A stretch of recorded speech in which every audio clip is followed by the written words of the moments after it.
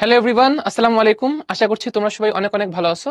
So তোমাদের সবাইকে welcome আমাদের এইচএসসি পায়োনিয়ার ব্যাচ অ্যাডভান্স, আমাদের যে একাডেমিক প্রোগ্রাম, সেটার হায়ার ম্যাথের প্রথম ক্লাসে। তো তোমাদের প্রথমেই সবাইকে কংগ্রাচুলেশনস যে তোমরা তোমাদের লাইফের একটা খুবই গুরুত্বপূর্ণ স্টেপ এসএসসি বা স্কুল লাইফ সেটা পার করে আসছো। এবং তোমরা মনে মনে অনেকে হয়তো একটু ক্ষুব্ধ যে ভাই স্কুল লাইফ শেষ করে এখনো সারলাম না, আমাদের হচ্ছে কলেজের পড়াশোনা শুরু করতে হচ্ছে। আমি জানি যে তোমাদের মধ্যে অনেকেই অনেকেই তোমাদের হচ্ছে এনাফ ডেডিকেটেড, এনাফ তোমরা হচ্ছে কনসার্ন, এনাফ সচেতন যে তোমরা হচ্ছে সবাই জানো যে আমাদের হচ্ছে সামনে যে লাইফটা আসতে যাচ্ছে সেটা আরো কত বেশি গুরুত্বপূর্ণ, এবং সেখানে আসলে আমাদের পড়ার প্রেশারটা আসলে কত বেশি। এবং এখানে মেইন যে ফ্যাক্টরটা সেটা হচ্ছে যে আমাদের কলেজে পড়াশোনার অ্যামাউন্টটা এত বেশি, আর সেই তুলনায় টাইমটা যতটুকু সেটা কিন্তু বেশ মানে কি বলবো চ্যালেঞ্জিং। হ্যাঁ, যে আমার এই অল্প টাইমের মধ্যে সিলেবাস শেষ করার। সো তোমরা যারা যারা এইটুকু নিয়ে কনসার্ন যে না আমরা ভাই একটু আগে থেকে একটু একটু করে পড়াশোনা আগায় রাখি, সো এই জন্য তোমাদের সবাইকে আরেকটা কংগ্রাচুলেশন যে না তোমরা তোমাদের মধ্যে এতটুকু সচেতনতা তৈরি হয়েছে এই বয়সেই যে তোমরা হচ্ছে এটা নিয়ে আগে থেকে কনসার্ন। এবং এখন কিন্তু এই ম্যাচুরিটি আসার বয়স হয়ে গেছে, তোমরা কিন্তু এখন স্কুল লাইফ পার করে কলেজ লাইফে চলে আসছো। তো তোমার থেকে এই ম্যাচুরিটি এখন সবাই আমরা এক্সপেক্ট করি যে না তুমি এখন ম্যাচুর হয়েছো, নিজের লাইফে তোমার কোনটাতে ভালো কোনটাতে মন্দ তুমি এই সিদ্ধান্তগুলো নিজে থেকে নিতে পারো। আচ্ছা, তো প্রথম কথা ভাইয়া যে আজকে যেহেতু প্রথম ক্লাস, আমরা দেখবো যে ক্লাসের অনেকটা অংশ জুড়ে গল্প করতেছি, তাই না? তো প্রথম ক্লাসে আমরা একটু গল্প করবো, একটু পড়াশোনা করবো, অল্প অল্প পড়াশোনা করবো, সবকিছুই হবে। সো আগে একটু নিজে পরিচয় দিয়ে নাই, আমি এত কথা বলতেছি তার আগে হচ্ছে আমার পরিচয় দেওয়া ইম্পর্টেন্ট, তাই না? আমি কে? আচ্ছা, অনেকে হয়তো আমার ক্লাস আগে করছো, অনেকের সাথে একেবারেই প্রথম দেখা। আমার নাম হচ্ছে মিতুল রহমান অন্তর। আমি হচ্ছে বর্তমানে বুয়েটে যন্ত্র কৌশল বিভাগে পড়াশোনা করছি, এখন ফাইনাল ইয়ারে, আরেক বছর আছে, তারপর ইনশাল্লাহ বুয়েট লাইফ শেষ। ওকে, তাহলে এই হচ্ছে আমার পরিচয়। তোমাদের সাথে ম্যাথ ক্লাসে আমার সাথে দেখা হবে। তো তোমাদের হচ্ছে ম্যাথ ক্লাসে আমি থাকবো। আমরা হচ্ছে শুরুতে যে অধ্যায়টা নিয়ে পড়াশোনা করবো সেটা হচ্ছে অধ্যায় 3 সরল রেখা। তোমরা অনেকেই ভাবতে পারো ভাই অধ্যায় 1 আর অধ্যায় 2 কোথায় গেল, এগুলো কি আমরা পড়বো না? আমরা পড়বো। অধ্যায় 1 এবং অধ্যায় 2 এগুলো আমরা পড়বো। তাহলে কেন অধ্যায় 1 2 দিয়ে শুরু করছি না?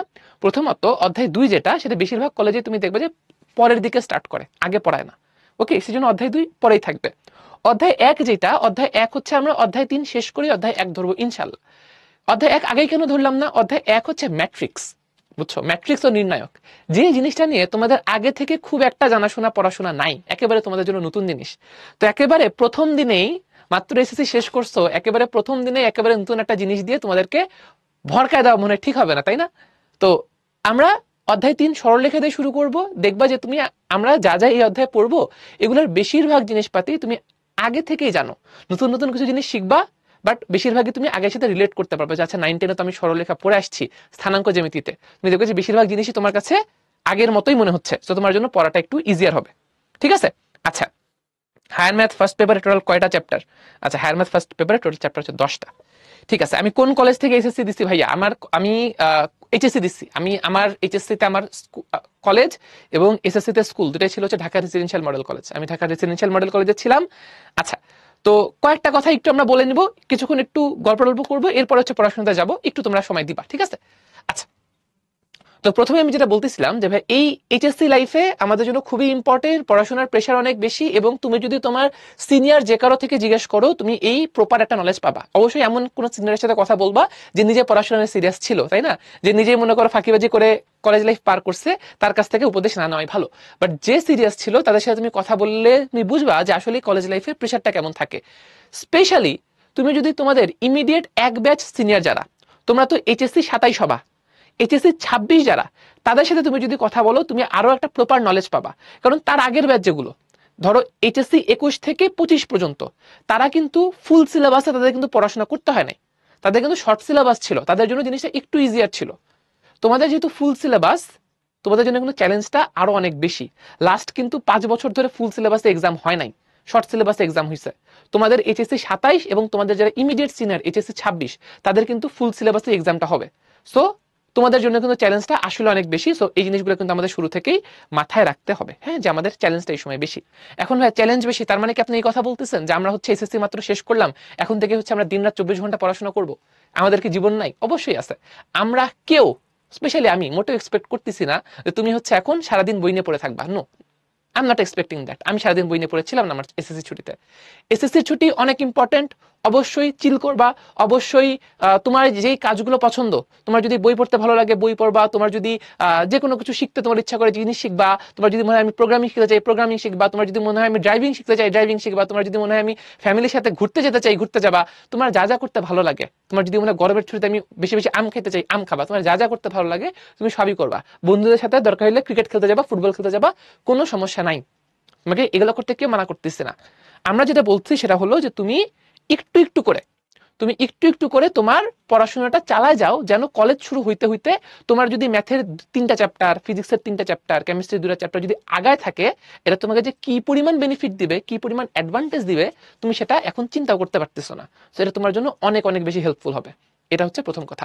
তোমার কাছ থেকে এটা এক্সপেক্ট করতেছে যে তোমার তো একদিন পর পর ক্লাস, যেদিন ক্লাসটা হচ্ছে সেদিন ভাই তুমি খালি একটু কষ্ট করে ক্লাসটা করো, ঠিক আছে? যে তোমার আজকে ধরো তোমার 1.5 3 ঘন্টা ক্লাস হবে, 3 ঘন্টা তুমি খালি ক্লাসটা করো, এরপরে পরের দিন তো ছুটি, তুমি জাস্ট দিনে একটু 1-1.5 ঘন্টা সময় বের করে বা হাইয়েস্ট 2 ঘন্টা সময় বের করে তোমাকে যা পড়ানো হয়েছে তুমি ওটা একবার একটু দেখে নাও, আর কিচ্ছু দরকার নেই এর থেকে বেশি, এটা এনাফ, মোর দেন এনাফ।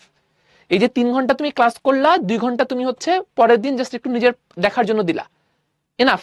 তাহলে 2 দিনে তোমার কাছ থেকে সময় যাচ্ছে 4 থেকে 5 ঘন্টা, বাকি 43 ঘন্টা 2 দিনের মধ্যে, বা দিনে 21 থেকে 22 ঘন্টা তোমার নিজের। চিল করো, তুমি চিল অবশ্যই করো, বাট একটু জাস্ট পড়াশোনাটা একটু করে তুমি কন্টিনিউ রাখো আর কি।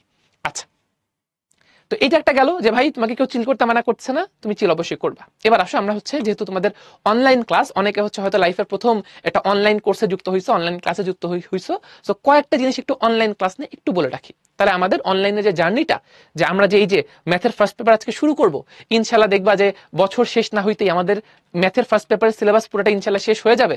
এই যে আমরা একটা বিশাল জার্নি একসাথে পাড়ি দিব, তুমি মিলে আমি মিলে আমরা সবাই মিলে যে একসাথে আমরা ম্যাথের সিলেবাসটা শেষ করব। মানুষ যেটা বলে অনেক কঠিন, ক্যালকুলাস আছে, ম্যাট্রিক্স আছে, হ্যাঁ অনেক কিছু, বহুপদী আছে, বহুপদী সেকেন্ড পেপারে যদিও, আমাদের হচ্ছে সরলরেখা আছে, বৃত্ত আছে, তারপরে হচ্ছে ত্রিকোণমিতি আছে, বিন্যাস সমাবেশ আছে, অনেক কিছু আছে। মানুষ যে অনেক কঠিন কঠিন বলে, সেই কঠিন জিনিসটাই দেখবা যে আমরা একসাথে মিলে খুব সহজেই পাড়ি দিতে পারতেছি। তোমার থেকে খুব বেশি কিছু লাগবে না, তোমার থেকে অল্প কয়েকটা জিনিস লাগবে। সেটা হচ্ছে ভাই যখন আমরা ক্লাস করব, ভাই যখন কোনো থিওরি পড়াবো, তোমার কাজ হলো মনোযোগ দিয়ে সেই থিওরিটুকু বুঝা, যে ভাই কি বুঝাচ্ছি, থিওরিটা মনোযোগ দিয়ে বুঝতে হবে। ভাই যতটুকু থিওরি বুঝাচ্ছি বা কনসেপ্ট বুঝাচ্ছি, বেসিকটা খুব ভালো মতো বুঝতে হবে। ভাইয়া বেসিকে জোর দিব, তোমরাও চেষ্টা করবা বেসিকটা বুঝার। আচ্ছা, সেকেন্ডলি ভাইয়া যখন ম্যাথ করব, আমরা ম্যাথ ক্লাসে প্রচুর ম্যাথ করবো, এইচএসসির ম্যাথও করবো, অ্যাডমিশনের ম্যাথও করবো। তোমাদেরকে বলে রাখি, তোমাদের একাডেমিক ক্লাসে তোমাদের অ্যাডমিশনও অনেক টাকা যাবে, ঠিক আছে? তো তোমরা এইচএসসির ম্যাথও করবা, অ্যাডমিশনের ম্যাথও করবা, প্যারা নাই, সবই দেখবা সহজে লাগতেছে। ভাইয়া যখন ম্যাথ করব, তোমাদের কাজ বসে থাকা না, তোমার কাজ হলো ভাইয়ার সাথে সাথে ম্যাথগুলা করা, পারলে ভাইয়ার আগে ম্যাথটা শেষ করে ফেলা। ম্যাথ তুমি বোর্ডে দেখবা, চেষ্টা করো ভাইয়ার আগেই ম্যাথটা শেষ করে ফেলা, তুমি পারবা আমি জানি।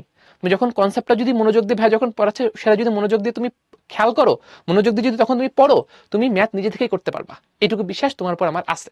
তো তোমার কাজ হলো ভাইয়া যখন ম্যাথ করবো, ভাইয়ার আগে ম্যাথ শেষ করে ফেলবা, শেষ করে টিচার্স ইনবক্সে লিখবা ভাই অ্যান্সার হচ্ছে এত, আমি ম্যাথ শেষ করে তোমার সাথে মিলাবো, দেখবো যে তোমার সাথে আমার অ্যান্সার মিলছে কিনা, ঠিক আছে? আর যদি নিজে না পারো সমস্যা নাই, ভাইয়া তো ম্যাথ করে দিচ্ছি, ভাইয়ার সাথে সাথে ম্যাথটা তুলবা, কিন্তু প্রতিটা ম্যাথ সবার খাতায় নোট করা থাকতে হবে। কি বলছি বুঝছো? প্রতিটা ম্যাথ সবার খাতায় নোট করা থাকতে হবে। ভাইয়া যখন ম্যাথ করাচ্ছি, ভাইয়ের সাথে সাথে ম্যাথ করতে হবে, ম্যাথ তোমার খাতায় থাকতে হবে। অনলাইন ক্লাস যদি ভাইয়া ফেসবুকে রিলস যেমন দেখি, ইউটিউবে যেমন ভিডিও দেখি, ওইভাবে হ্যাঁ জাস্ট ভিডিও চালায় রেখে দিলাম, এভাবে যদি অনলাইন ক্লাস করি, এই অনলাইন ক্লাস করে কোনো লাভ নেই, বিশেষ করে কোনো লাভ নেই। এর থেকে তুমি ক্রিকেট খেলতে যাও তাও ভালো, বাট এইভাবে জাস্ট খালি একদম শুয়ে বিছানায় শুয়ে যদি আমি অনলাইন ক্লাস করি, এভাবে তোমার এটা কোনো হেল্প করবে না, তোমার জন্য কোনো উপকার আসবে না। অবশ্যই চেয়ার টেবিলে বসবা, অবশ্যই হচ্ছে খাতা কলম থাকবে সাথে, অবশ্যই সাথে ক্যালকুলেটর থাকবে, ঠিক আছে? এবং যখন ভাইয়া যা পড়াচ্ছি সেটা হচ্ছে সুন্দর করে আমরা তোলার ট্রাই করব। ওকে, বুঝছি। আচ্ছা, তোমাদের একটা কমন কয়েকটা প্রশ্ন আছে, অ্যান্সার করে আমরা হচ্ছে গল্পের মধ্যে চলে যাব।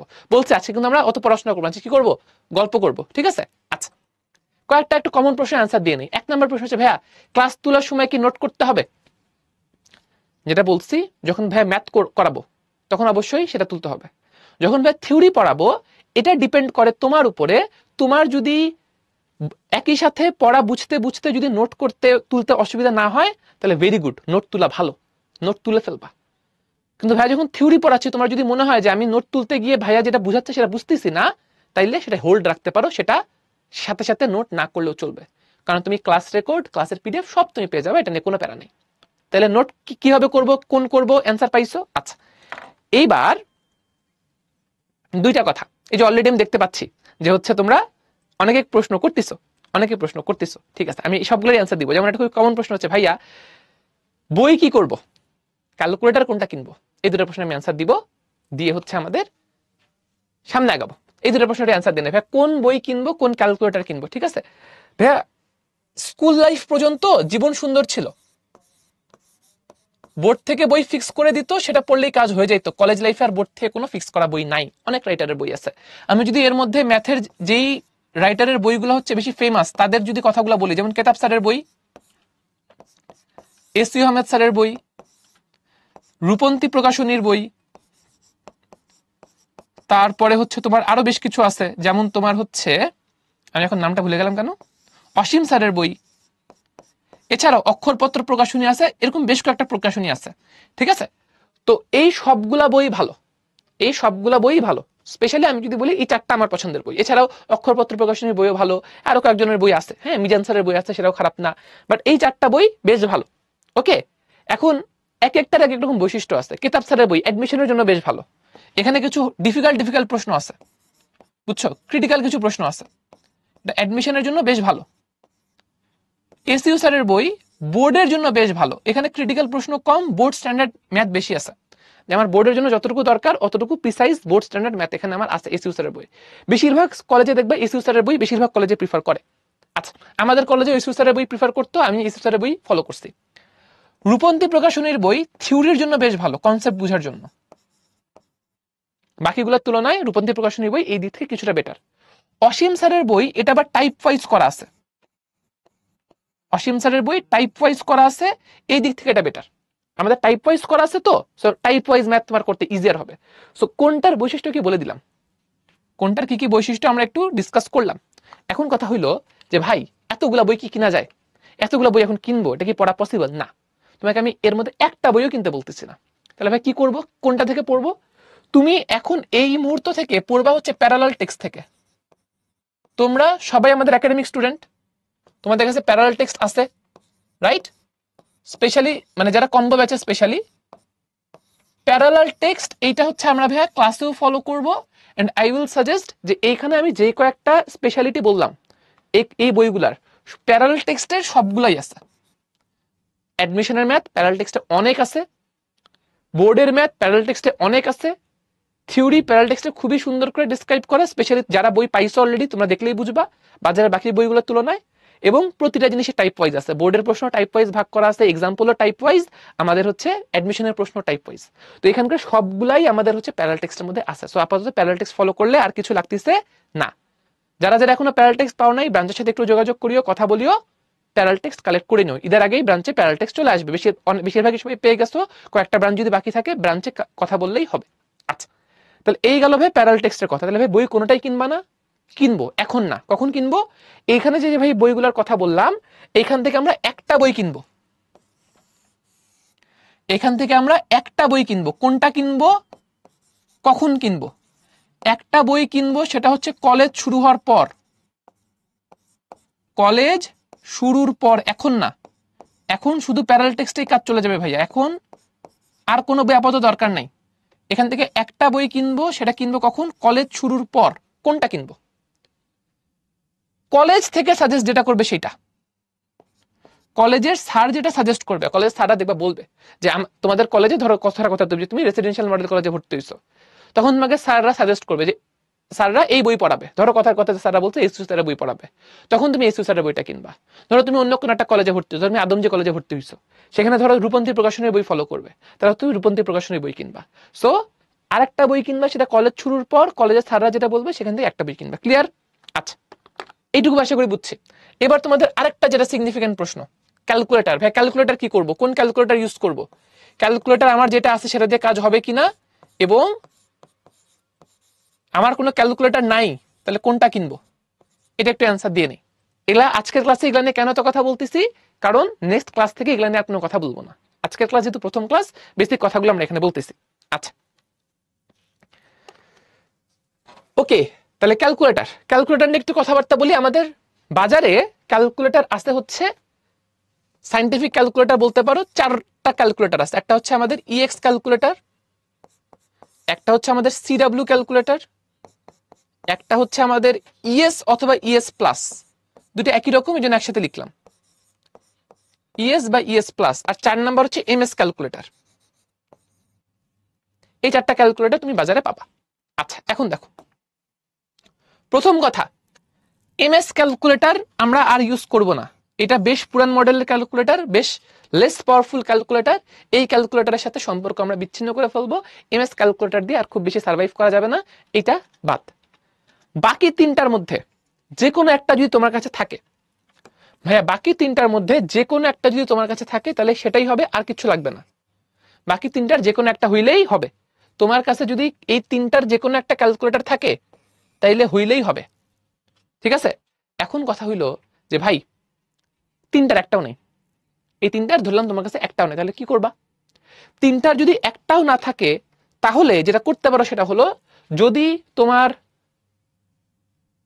বড় কোনো ভাইয়ের কাছে, সিনিয়র কোনো ভাইয়ের কাছে, হ্যাঁ, ইএক্স ক্যালকুলেটর থাকে যারা লাগবে না, ঠিক আছে, তাহলে তুমি ইএক্স ক্যালকুলেটর তার থেকে কালেক্ট করতে পারো।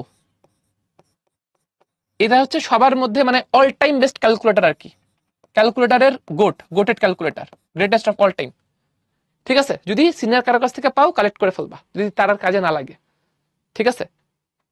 সিনিয়রের কথা কেন বললাম, বাজারের কথা কেন বললাম না, কারণ বাজার আর পাওয়া যায় না।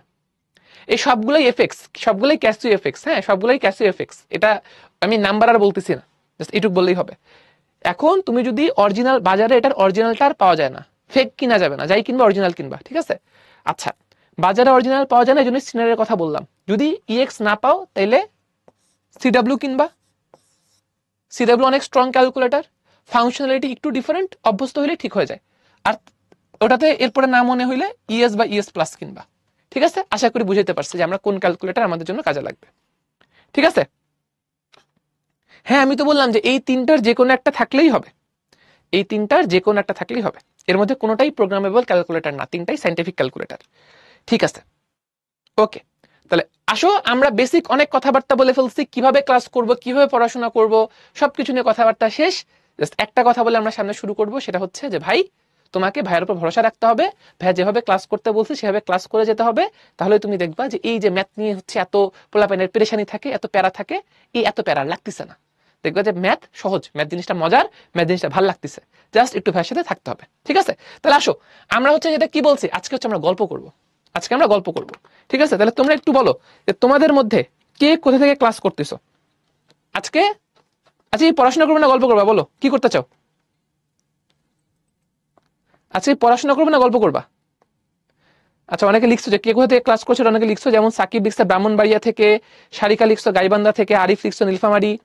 সেকেন্ড পেপার প্যারালটেক্স সেকেন্ড ইয়ারের সময় দেওয়া হবে, হ্যাঁ সেকেন্ড ইয়ারে সেকেন্ড পেপার।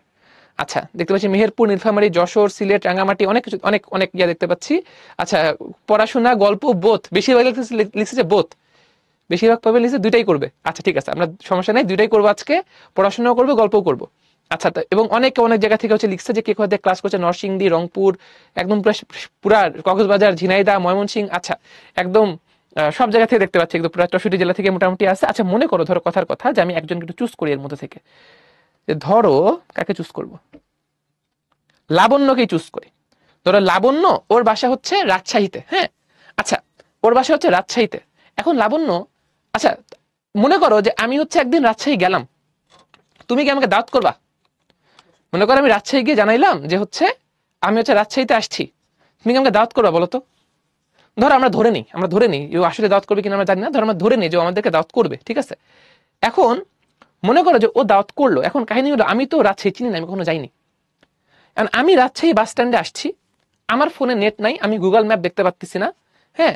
তো এখন আশেপাশে কোনো মানুষও নাই যে কাউকে আমি জিজ্ঞেস করবো। ধর আমি জানি যে ওর বাসার অ্যাড্রেস কিছু একটা, রাজশাহীর কোন একটা এলাকা, আমি এলাকার নাম জানি, কিন্তু ওই এলাকা আমি চিনিও না, রাজশাহীতে প্রথমবার আসছি, আশেপাশে কোনো মানুষও দেখতে পাচ্ছি না, রিক্সা সিএনজিও দেখতেছি না। এখন তাহলে তুমি চিন্তা করো যে আমার কাছে নেটও নাই, তাহলে আমি গুগল ম্যাপও দেখতে পাচ্ছি না, তাহলে আমি ওর বাসায় যাব কিভাবে? একটা কাজ হইতে পারে যে আমি ওরা ফোন দিলাম, ও কিন্তু আমাকে ফোনে বলতে পারে যে ভাই আপনি কোথায় আছেন, বাস স্ট্যান্ডে আছেন, তাহলে আপনি একটা কাজ করেন, আপনি হচ্ছে 2 কিলোমিটার সোজা আসেন, 2 কিলোমিটার পর ডান দিকে রাস্তা দেখবেন, ওই দিক থেকে আপনি 3 কিলোমিটার আসবেন, এরপর বামে একটা গলি আছে, ওখানে 200 মিটার আসলে আমার বাসা। এটা একটা হইতে পারে না কাজ? হ্যাঁ, এভাবে কি, এভাবে বললে বুঝা যাবে না? আমি কি পৌঁছতে পারবো না ওর বাসায়? যে ও আমাকে বললো যে বাস স্ট্যান্ড থেকে ভাই 2 কিলোমিটার সোজা আসেন, তারপর ডান দিকে যান 3 কিলোমিটার, বামে একটা গলি আছে, ওখানে 200 মিটার আসলে আমার বাসা। এভাবে কিন্তু ওর বাসায় পৌঁছানো যাবে।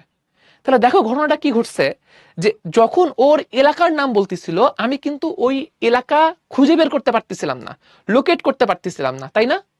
বাট দেখো পরবর্তীতেও কি করলো, পরবর্তীতেও যে কথাটা বললো যে ভাই রাজশাহী বাস স্ট্যান্ড থেকে আপনি হচ্ছে এখানে এত মিটার, ওইদিকে এত কিলোমিটার, অমুক দিকে এত মিটার। এখন কিন্তু আমি কেন, যে কেউ এই ইনস্ট্রাকশন ফলো করে ওর বাসায় পৌঁছাইতে পারবে। তাহলে এখানে আমরা যেই কাজটা করছি সেটা হলো যে আমরা নাম্বার দিয়ে একটা জায়গাকে, একটা পজিশনকে, একটা স্থানকে আইডেন্টিফাই করছি, তাই না?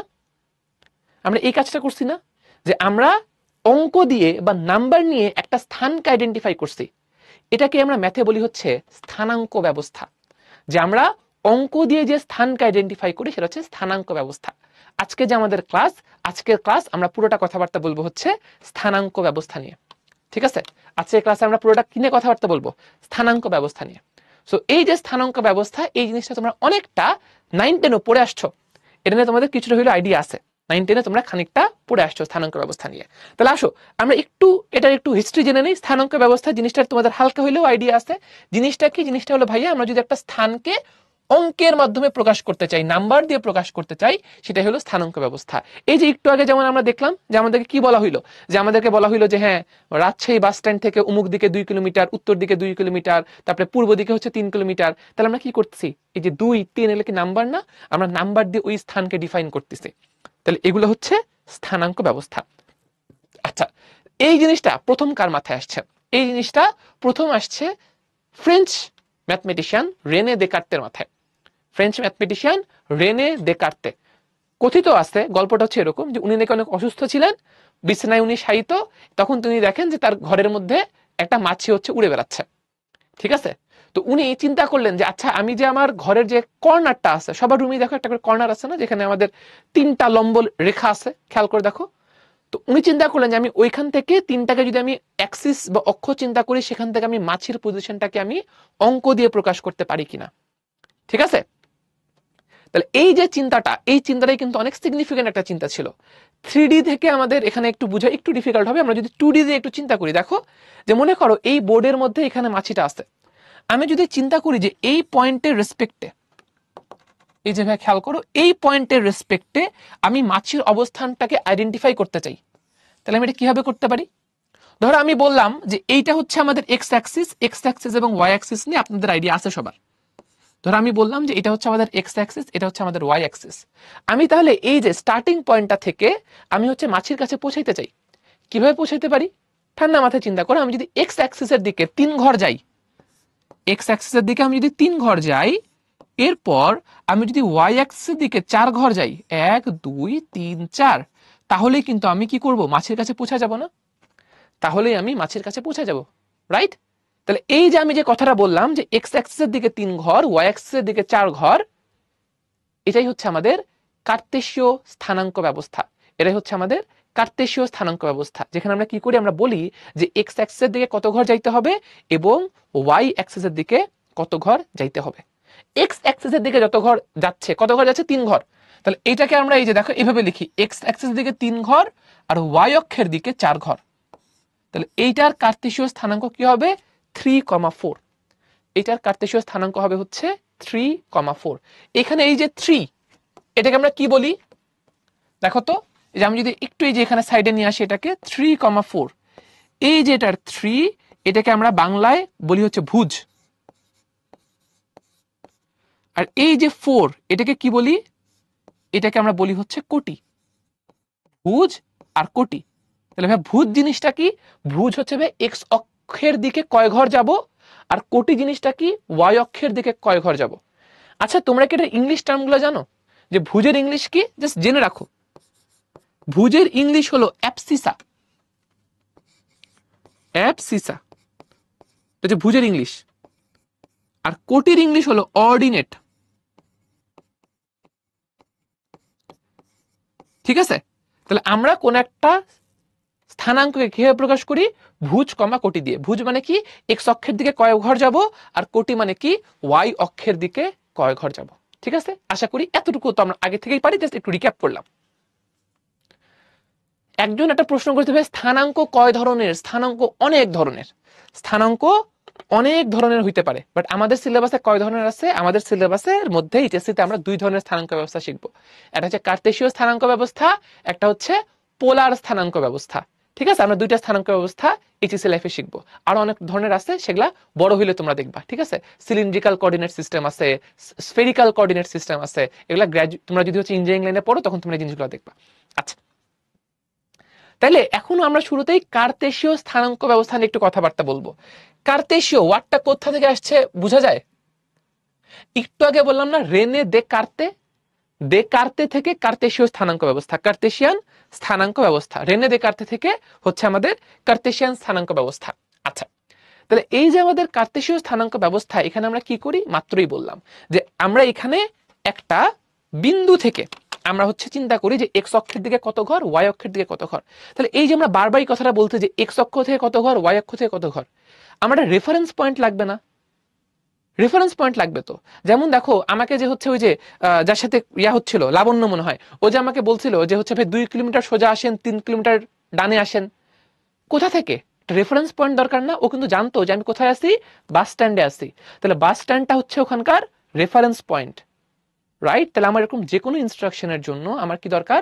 রেফারেন্স পয়েন্ট দরকার। এই যে আমাদের রেফারেন্স পয়েন্ট কার্তেশীয় স্থানাঙ্ক ব্যবস্থায়, আমাদের সেই রেফারেন্স পয়েন্টটা হচ্ছে আমাদের মূল বিন্দু।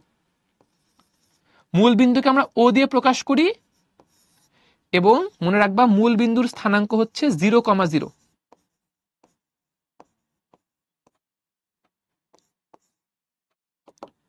মূল বিন্দুর স্থানাঙ্ক কত? 0,0। ওকে, এটা হচ্ছে আমাদের রেফারেন্স পয়েন্ট। এই মূল বিন্দুর কি আমরা ইয়া জানি? মূল বিন্দুর কি আমরা ইংলিশ জানি? যে ইংলিশে আমরা মূল বিন্দুকে কি বলি? ইংলিশে আমরা মূল বিন্দুকে বলি হচ্ছে অরিজিন। ঠিক আছে, ইংলিশে আমরা মূল বিন্দুকে কি বলি? অরিজিন বলি। আচ্ছা, ঠিক আছে, অলরাইট। আচ্ছা, তাহলে এইটুকু আমরা বুঝছি। আচ্ছা, মনীষা বলেছো যে ভাইয়া আপনি আমার কমেন্ট পড়েন না কেন? আমি তো স্পেসিফিকলি কারো কমেন্ট পড়তেছি না, এবং কারো কমেন্ট পড়তে গেলে ক্লাস না পসিবল না। তোমরা যতজন স্টুডেন্ট, সবার কমেন্ট পড়তে গেলে ক্লাস না পসিবল, বলো তো। তোমরা যখন আমি তোমাদেরকে বুঝাবো, তোমাদেরকে আমি কিন্তু ক্লাসের শুরুতে বলছি, কি বলছি? যখন থিওরি আলোচনা করব তখন টিচার্স ইনবক্স বন্ধ থাকবে, তখন হাইয়েস্ট যেটা করতে পারো সেটা নোট, যারা করবা নোট তুলতে পারো, টিচার্স ইনবক্সে টাইপিং কিন্তু করা যাবে না। যখন থিওরি পড়াবো তখন সবকিছু অফ। থিওরি পড়ানো শেষ করে মেথডোলজি জিজ্ঞেস করবে সব বুঝছো কিনা। তখন যদি কারো প্রবলেম থাকে তখন তোমরা বলবা, তখন অবশ্যই সেটা আমরা আবার ডিসকাস করব। বুঝছি? যখন পড়াচ্ছি তখন শুনতে হবে, তখন টাইপিং করা যাবে না। সো তখন মেসেজ দিলে, এখন এই সময় মেসেজ দিলে দেখার সুযোগও নাই, এখন দেখা হবেও না। সো এখন টিচার্স ইনবক্সে লেখালেখি বন্ধ, এখন মনোযোগ দিয়ে যেটা পড়ানো হচ্ছে সেটা পড়ো। ওকে, ঠিক আছে। তাহলে যেখানে ছিলাম আমরা, সেটা হচ্ছে ভাইয়া আমরা হচ্ছে এখানে মূল বিন্দু, সেটা হচ্ছে আমাদের অরিজিন। এখন আমরা কার্তেশীয় স্থানাঙ্ক ব্যবস্থায় কি করি? আমরা বলি হচ্ছে ভাই এক্স অক্ষের দিকে এত ঘর, ওয়াই অক্ষের দিকে এত ঘর, তাই না? তাহলে আমরা যদি একটা এক্সাম্পল নেই, মনে করো এই যে এটা হচ্ছে আমাদের ওয়াই অ্যাক্সিস, এটা হচ্ছে মনে করো আমাদের এক্স অ্যাক্সিস, ওয়াই অ্যাক্সিস আর এক্স অ্যাক্সিস। ঠিক আছে, আচ্ছা, তাহলে এই যে আমরা এখানে এক্সাম্পলটা যদি নেই, তাহলে মনে করো আমাদের এইখানে একটা বিন্দু আছে, সেটা কত? সেটা হচ্ছে আমাদের 4,3। তাহলে দেখো এখানে এই বিন্দুটা যদি 4,3 হয়, তাহলে মনোযোগ দিয়ে খেয়াল করো, তাহলে এটা কি রিপ্রেজেন্ট করে? এটা রিপ্রেজেন্ট করে হচ্ছে যে ভাই দেখেন, মূল বিন্দু থেকে এক্স অক্ষের দিকে 4 ঘর এবং ওয়াই অক্ষের দিকে 3 ঘর। তাহলে আমরা এই বিন্দুর কাছে পৌঁছায় যাব। এক্স অক্ষের দিকে কয় ঘর? 4 ঘর, এবং ওয়াই অক্ষের দিকে হচ্ছে 3 ঘর। এটা তো রিপ্রেজেন্ট করতেছে, তাই না? আচ্ছা, তাহলে ধরো এই বিন্দুটাকে বললাম হচ্ছে আমরা পি। এখন আমার একটা প্রশ্ন আছে।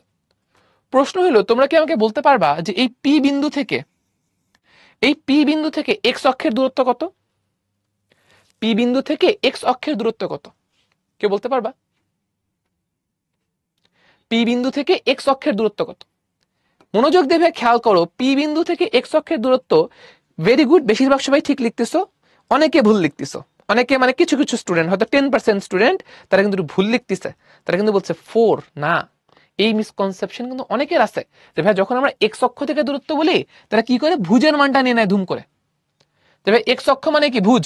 নো, এক্স অক্ষ থেকে দূরত্ব, খেয়াল করো যে আমি যদি পি বিন্দু থেকে এক্স অক্ষের দূরত্ব মেজার করতে চাই সেটা কি হবে, এতটুকু হবে না।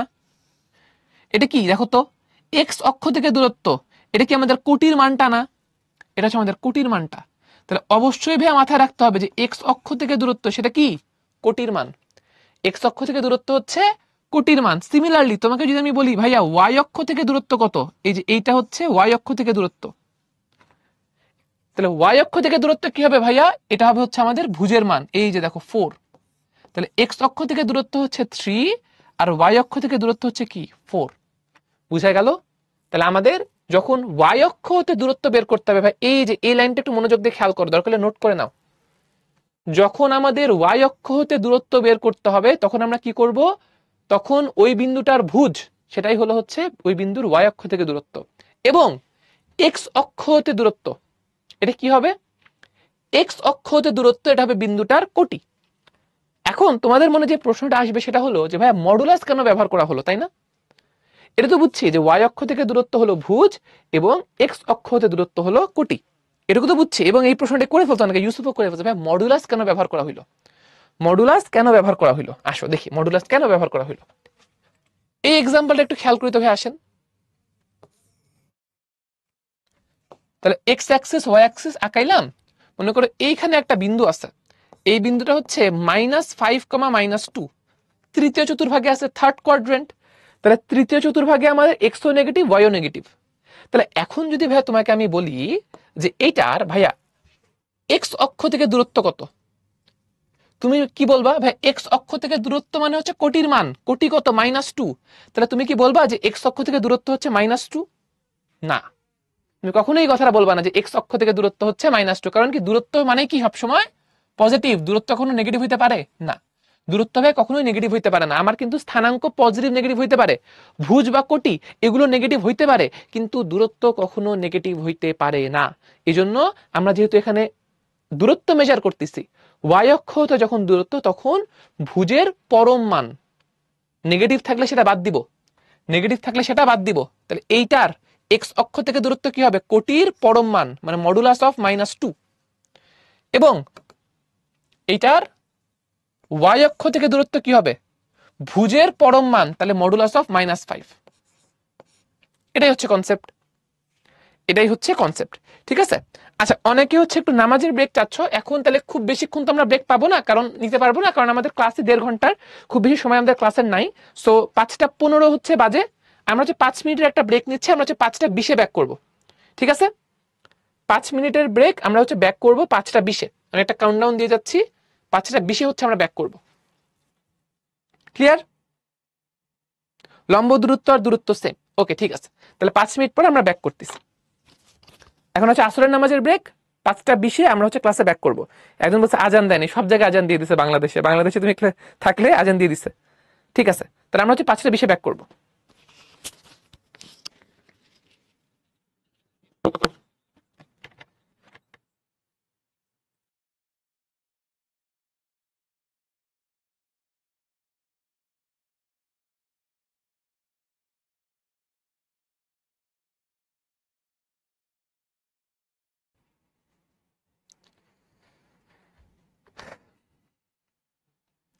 হ্যালো এভরিওয়ান, ওয়েলকাম ব্যাক সবাইকে। আশা করছি সবাই আমরা হচ্ছে ব্রেকের পর জয়েন করে ফেলছি।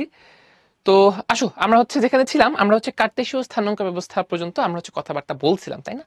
এখন হচ্ছে আমরা যেটা নিয়ে কথাবার্তা বলবো সেটা হচ্ছে আমাদের পোলার স্থানাঙ্ক ব্যবস্থা, রাইট? এখন হচ্ছে আমরা পোলার স্থানাঙ্ক ব্যবস্থা নিয়ে কথাবার্তা বলবো। মাহি একটা সুন্দর প্রশ্ন করেছে, ভাই দূরত্ব নেগেটিভ হয় না কেন? এটা তুমি ফিজিক্স ক্লাসে শিখবা। ফাহিম ভাই ফিজিক্স ক্লাস শুরু করছে না, ফাহিম ভাই পড়াবে যে দূরত্ব কেন নেগেটিভ হয় না, সরণ কেন নেগেটিভ হয়, দূরত্ব সরণের মধ্যে পার্থক্য কি, এগুলো হচ্ছে তোমরা ফিজিক্স ক্লাসে ডিটেইলে শিখবে। এখন আমি আর যাচ্ছি না এটাতে। আচ্ছা, তো আমরা যেখানে ছিলাম সেটা হচ্ছে যে ভাই আমরা কার্টেসীয় স্থানাঙ্ক ব্যবস্থা শিখছি, এটা আমরা 9-10-এও পারতাম। পোলার স্থানাঙ্ক ব্যবস্থা এটা আমরা 9-10-এ ছিল না, তো আমরা একটু পোলার স্থানাঙ্ক ব্যবস্থা নিয়ে একটু কথাবার্তা বলি। তো মনে করো যে একটা আমরা তো আজকে গল্প করছি না, পড়বো তো না আজকে, আচ্ছা তো গল্প করবো, তাহলে গল্পই করি, আসো শুনো। তো মনে করো যে আমার কাছে একটা হচ্ছে ধরো চকলেটের বক্স আছে, আমি কি করছি, আমি হচ্ছে একটা মাঠে গিয়ে ওই চকলেটের বক্সটা লুকায় রাখছি। এখন আমার ফ্রেন্ড আসছে, আমার একটা বন্ধু আসছে, ও এসে বলছে যে ওই চকলেটের বক্স কই আছে, ওটা আচ্ছা আমাকে দে। হ্যাঁ, ও হচ্ছে চকলেটের বক্স চাচ্ছে। এখন আমি ওই চকলেটের বক্সের ওকে লোকেশন বলতে চাই, কিভাবে বলতে পারি? দেখো, আমরা একটা খুব সিম্পল কাজ করতে পারি। ধরো কথার কথা যে ওই মাঠের মধ্যে একটা বট গাছ আছে, রাইট? ধরো ওই মাঠের মধ্যে একটা বট গাছ আছে, ধরো বট গাছ আছে এই যে এইখানে, এই পজিশনে। আমরা বলতে পারি যে হ্যাঁ তুই এক কাজ কর, তুই হচ্ছে এই বট গাছ থেকে 4 মিটার পূর্ব দিকে যা, বট গাছ থেকে 4 মিটার পূর্ব দিকে যা, এরপর 3 মিটার উত্তর দিকে যা। তাইলে যে তুই পজিশনে আসলি, এই পজিশনেই হচ্ছে চকলেটের বক্সটা আছে। তাহলে দেখো, আমি যদি ওকে এইভাবে এই কথাগুলো বলি, ওর জন্য কি চকলেটের বক্স খুঁজে পাওয়া ইজিয়ার হয়ে যাবে না? খুঁজে বের করতে পারবে না, রাইট? ও কিন্তু খুঁজে বের করতে পারবে। আমি ওকে কি বলছি যে বটগাছ থেকে 4 মিটার পূর্ব দিকে যাও, আবার 3 মিটার উত্তর দিকে যাও। তাহলে কিন্তু ও সেই বটগাছটা খুঁজে বের, সেই চকলেটের বক্সটা, দুঃখিত, চকলেটের বক্সটা খুঁজে বের করে ফেলতে পারবে। 4 মিটার কি করছে, এই যে পূর্ব দিকে গেছে, 3 মিটার উত্তর দিকে গেছে, রাইট? তাহলে আমি যদি কার্তেশীয় ব্যবস্থায় এই পয়েন্টটাকে আইডেন্টিফাই করতে চাই, তাহলে কি বলবো বলতো? এটা হচ্ছে 4,3। এখন আমার প্রশ্ন হলো, ধর আমি এটাকে পি দিয়ে ডিনোট করলাম। এখন আমার প্রশ্ন হলো, আচ্ছা ভাই বলতো যে আমি কি আর কোনোভাবে ওকে এই কথাটা বলতে পারতাম? আমি যদি ওকে বলতাম যে আচ্ছা তুই এক কাজ কর, এই যে এত 4 আর 3 এত ভেঙে ভেঙে না বলে, আমি যদি ওকে বলতাম যে তুই এক কাজ কর, তুই বটগাছ থেকে 5 মিটার দূরে যা। আমি পিথাগোরাস থেকে বলতে পারি না যে এই 4 আর 3, তাহলে এটা কত হবে? সরাসরি দূরত্বটা কত হবে? এটা তো সমকোণী ত্রিভুজ। তাহলে ভূমি 4, লম্ব 3, অতিভুজটা কত হবে? 5। তাহলে আমার এই যে বটগাছ থেকে চকলেটের বক্সের দূরত্ব কত? 5 মিটার। তাহলে আমি কি ওকে এই কথাটা বলতে পারতাম না সরাসরি যে ভাই তুই 5 মিটার দূরে যা, তাহলে তুই চকলেটের বক্স পেয়ে যাবি? বটগাছ থেকে 5 মিটার দূরে চকলেটের বক্স রাখা আছে, এই কথাটা বললে কি হবে? এই কথাটা বললে কিন্তু ঝামেলা আছে। কি ঝামেলা বলতো?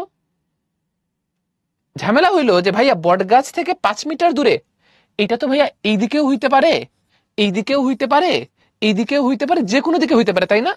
5 মিটার দূরে এটা কি যে কোনো ডিরেকশনে হইতে পারে না? তাহলে আমি যদি শুধু ওকে বলি যে 5 মিটার দূরে, তাহলে কি হবে? তাহলে কিন্তু হবে না। আমার কি বলতে হবে? একটা ওকে ডিরেকশনও বলতে হবে, একটা দিক বলতে হবে। তাহলে এই যে আমি ওকে ডিরেকশন বা দিকটা বলবো, এটা কিভাবে বলতে পারি? আমি ওকে বলতে পারি এইভাবে, ধরো কথার কথা, এই মাঠে একটা আইল আছে, আইল চিনো তোমরা?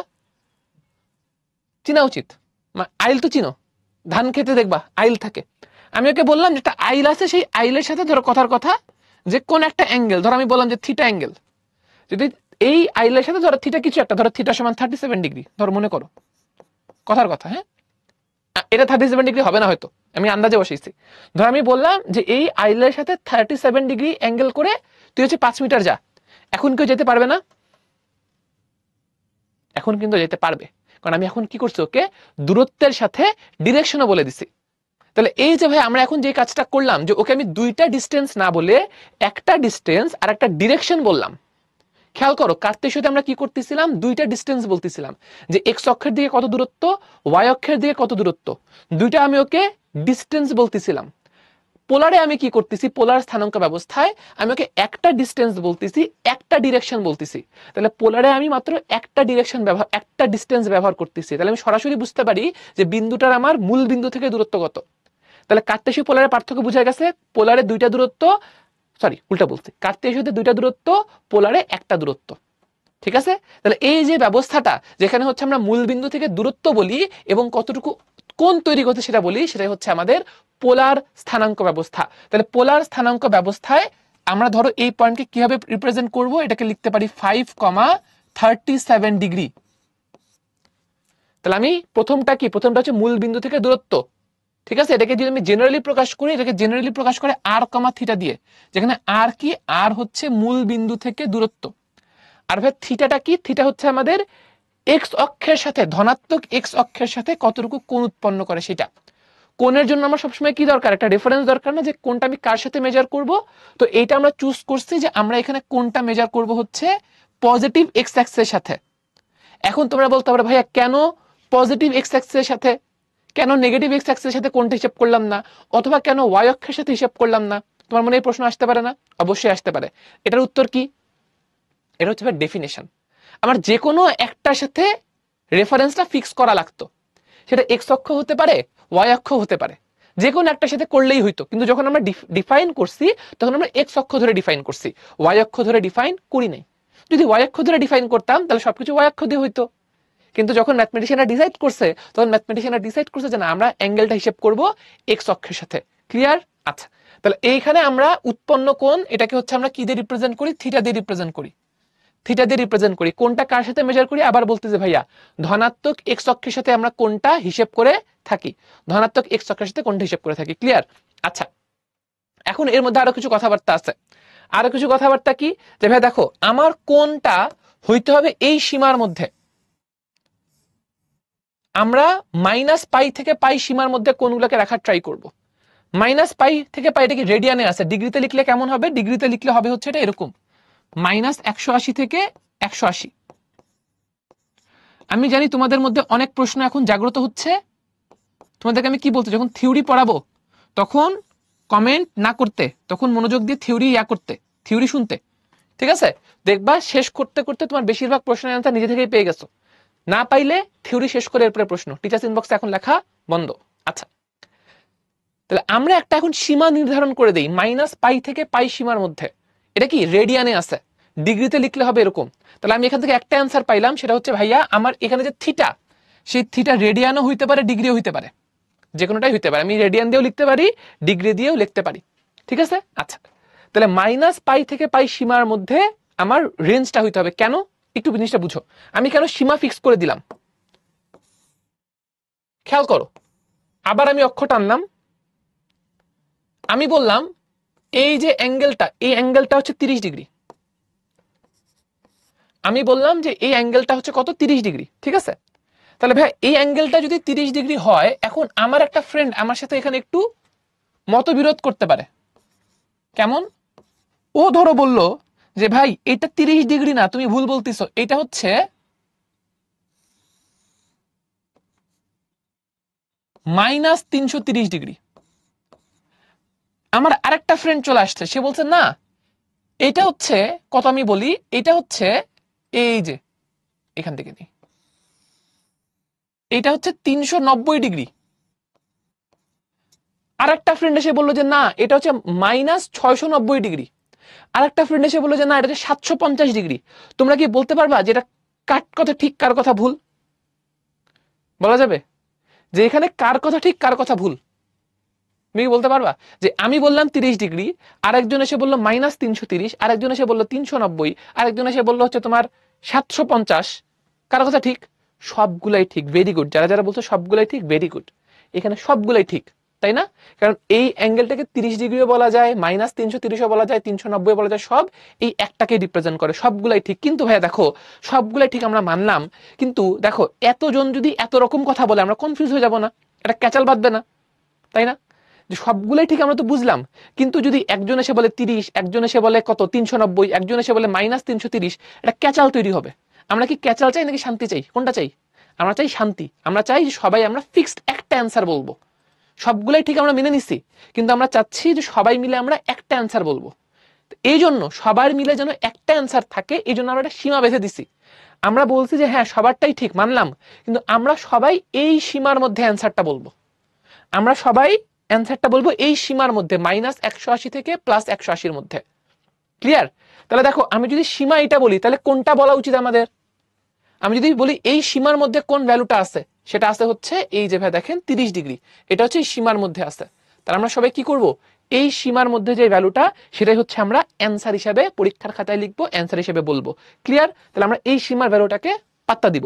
এখন কথা হলো ভাইয়া, এরকম এই সীমাটা চুজ করা হইলো কেন? কেন মাইনাস 180 থেকে 180? কেন মাইনাস 180 থেকে 180? ভাই জিনিসটা খুবই সিম্পল, জিনিসটা খুবই সিম্পল। কারণ আমি কি চাই?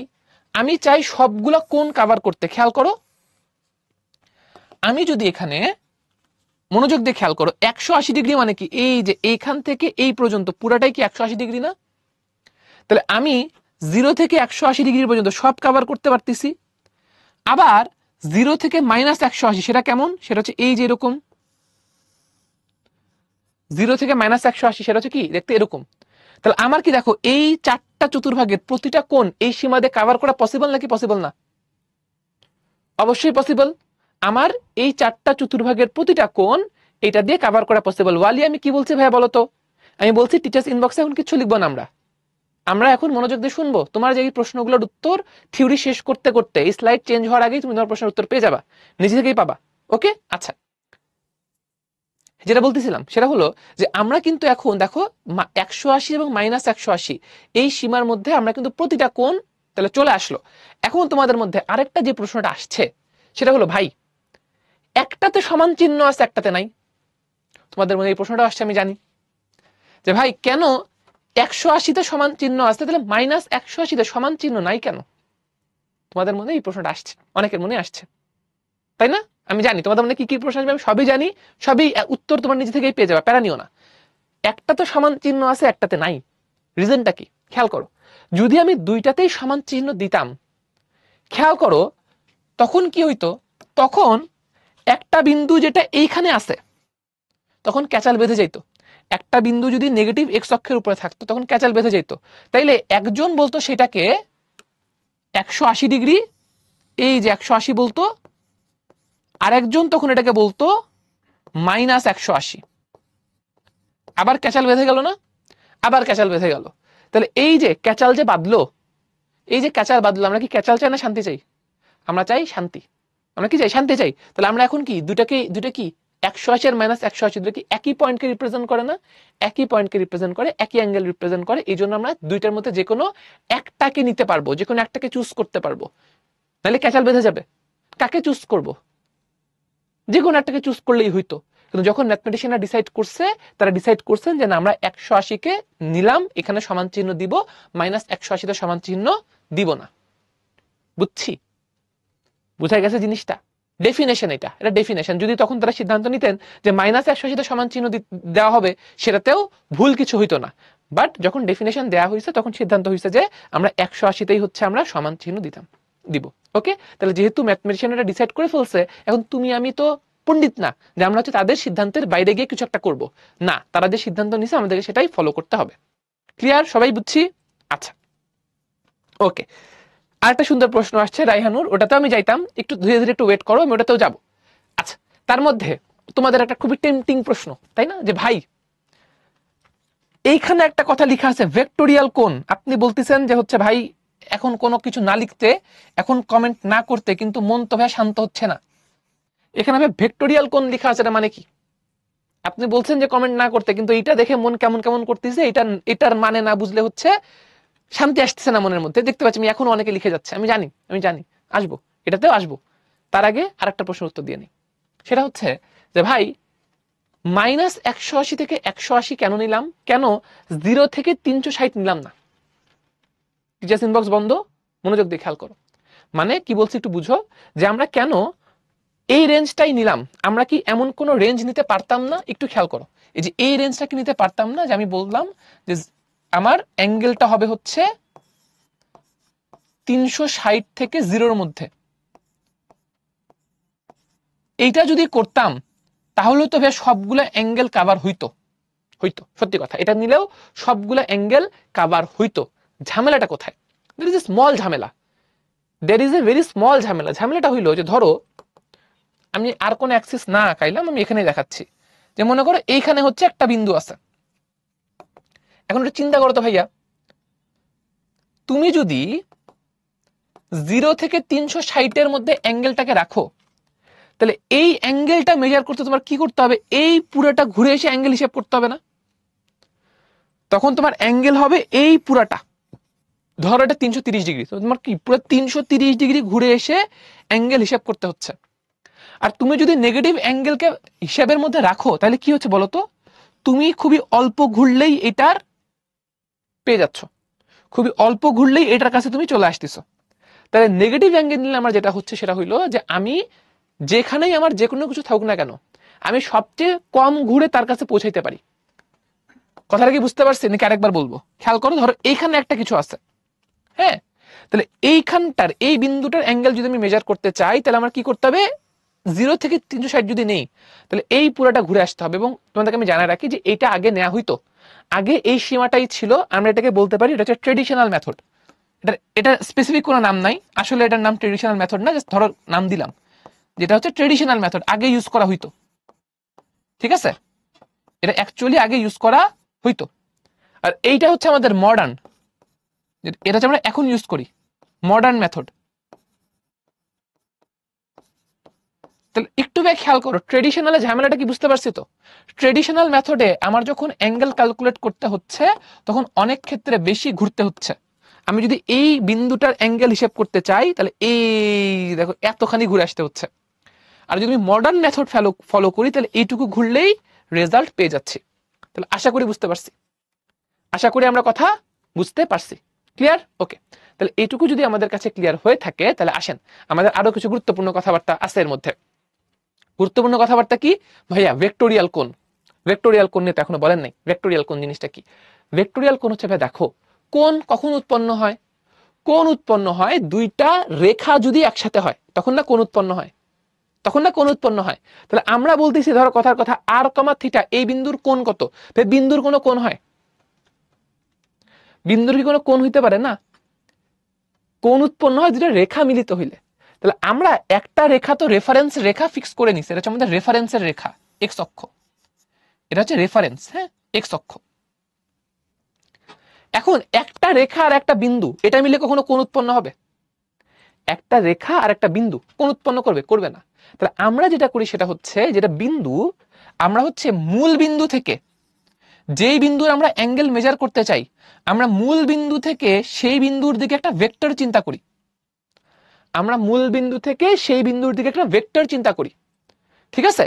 তাহলে এখন দেখো, তাহলে এখন এই ভেক্টরটা যদি এটাকে ইমাজিন করি তাহলে এখন আমার এক্স অক্ষের সাথে এদেরকে একটা কোণ উৎপন্ন হবে না?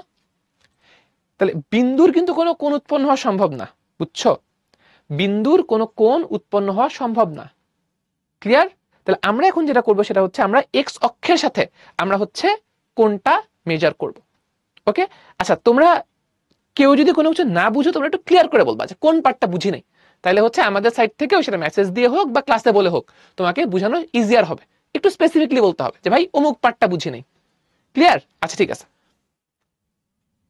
এখন আরেকটু বুঝায় দেন। এটা এটা এটা তো বললে একটু প্যারা, তাই না? আমি আরেকটু কি বুঝাবো, অনেক কথা তো বলে ফেলছি, কোন পার্টটা একটু বুঝাবো, তখন দেখা যাবে জিনিসটা আমাদের বুঝতে ইজিয়ার হবে। আচ্ছা ঠিক আছে, আমি যেখানে ছিলাম ভেক্টোরিয়াল কোণটা একটু আরেকবার বলি। ভেক্টোরিয়াল কোণটা আরেকবার বলি, মনোযোগ দিয়ে সবাই খেয়াল করবো। দেখো ভাইয়া, একটা বিন্দু আর ধরো এক্স অক্ষ কোণ উৎপন্ন করতে পারে? কোনো কোণ উৎপন্ন করতে পারে না, রাইট? তাহলে আমরা যেটা চিন্তা করি সেটা হইলো যে ভাইয়া আমরা মূল বিন্দু থেকে এই পি বিন্দুর দিকে একটা ভেক্টর চিন্তা করব, ভেক্টর। তাহলে এই ভেক্টর আর এক্স অক্ষ এদের মধ্যে কি কোণ উৎপন্ন হবে না? তাহলে আমরা বেসিক্যালি এই কোণটাই মেজার করি, আমরা বেসিক্যালি এই কোণটাই মেজার করি। এখন কি সবাই বুঝছি? বিন্দু আর রেখা কোনো কোণ হবে না, পসিবল না।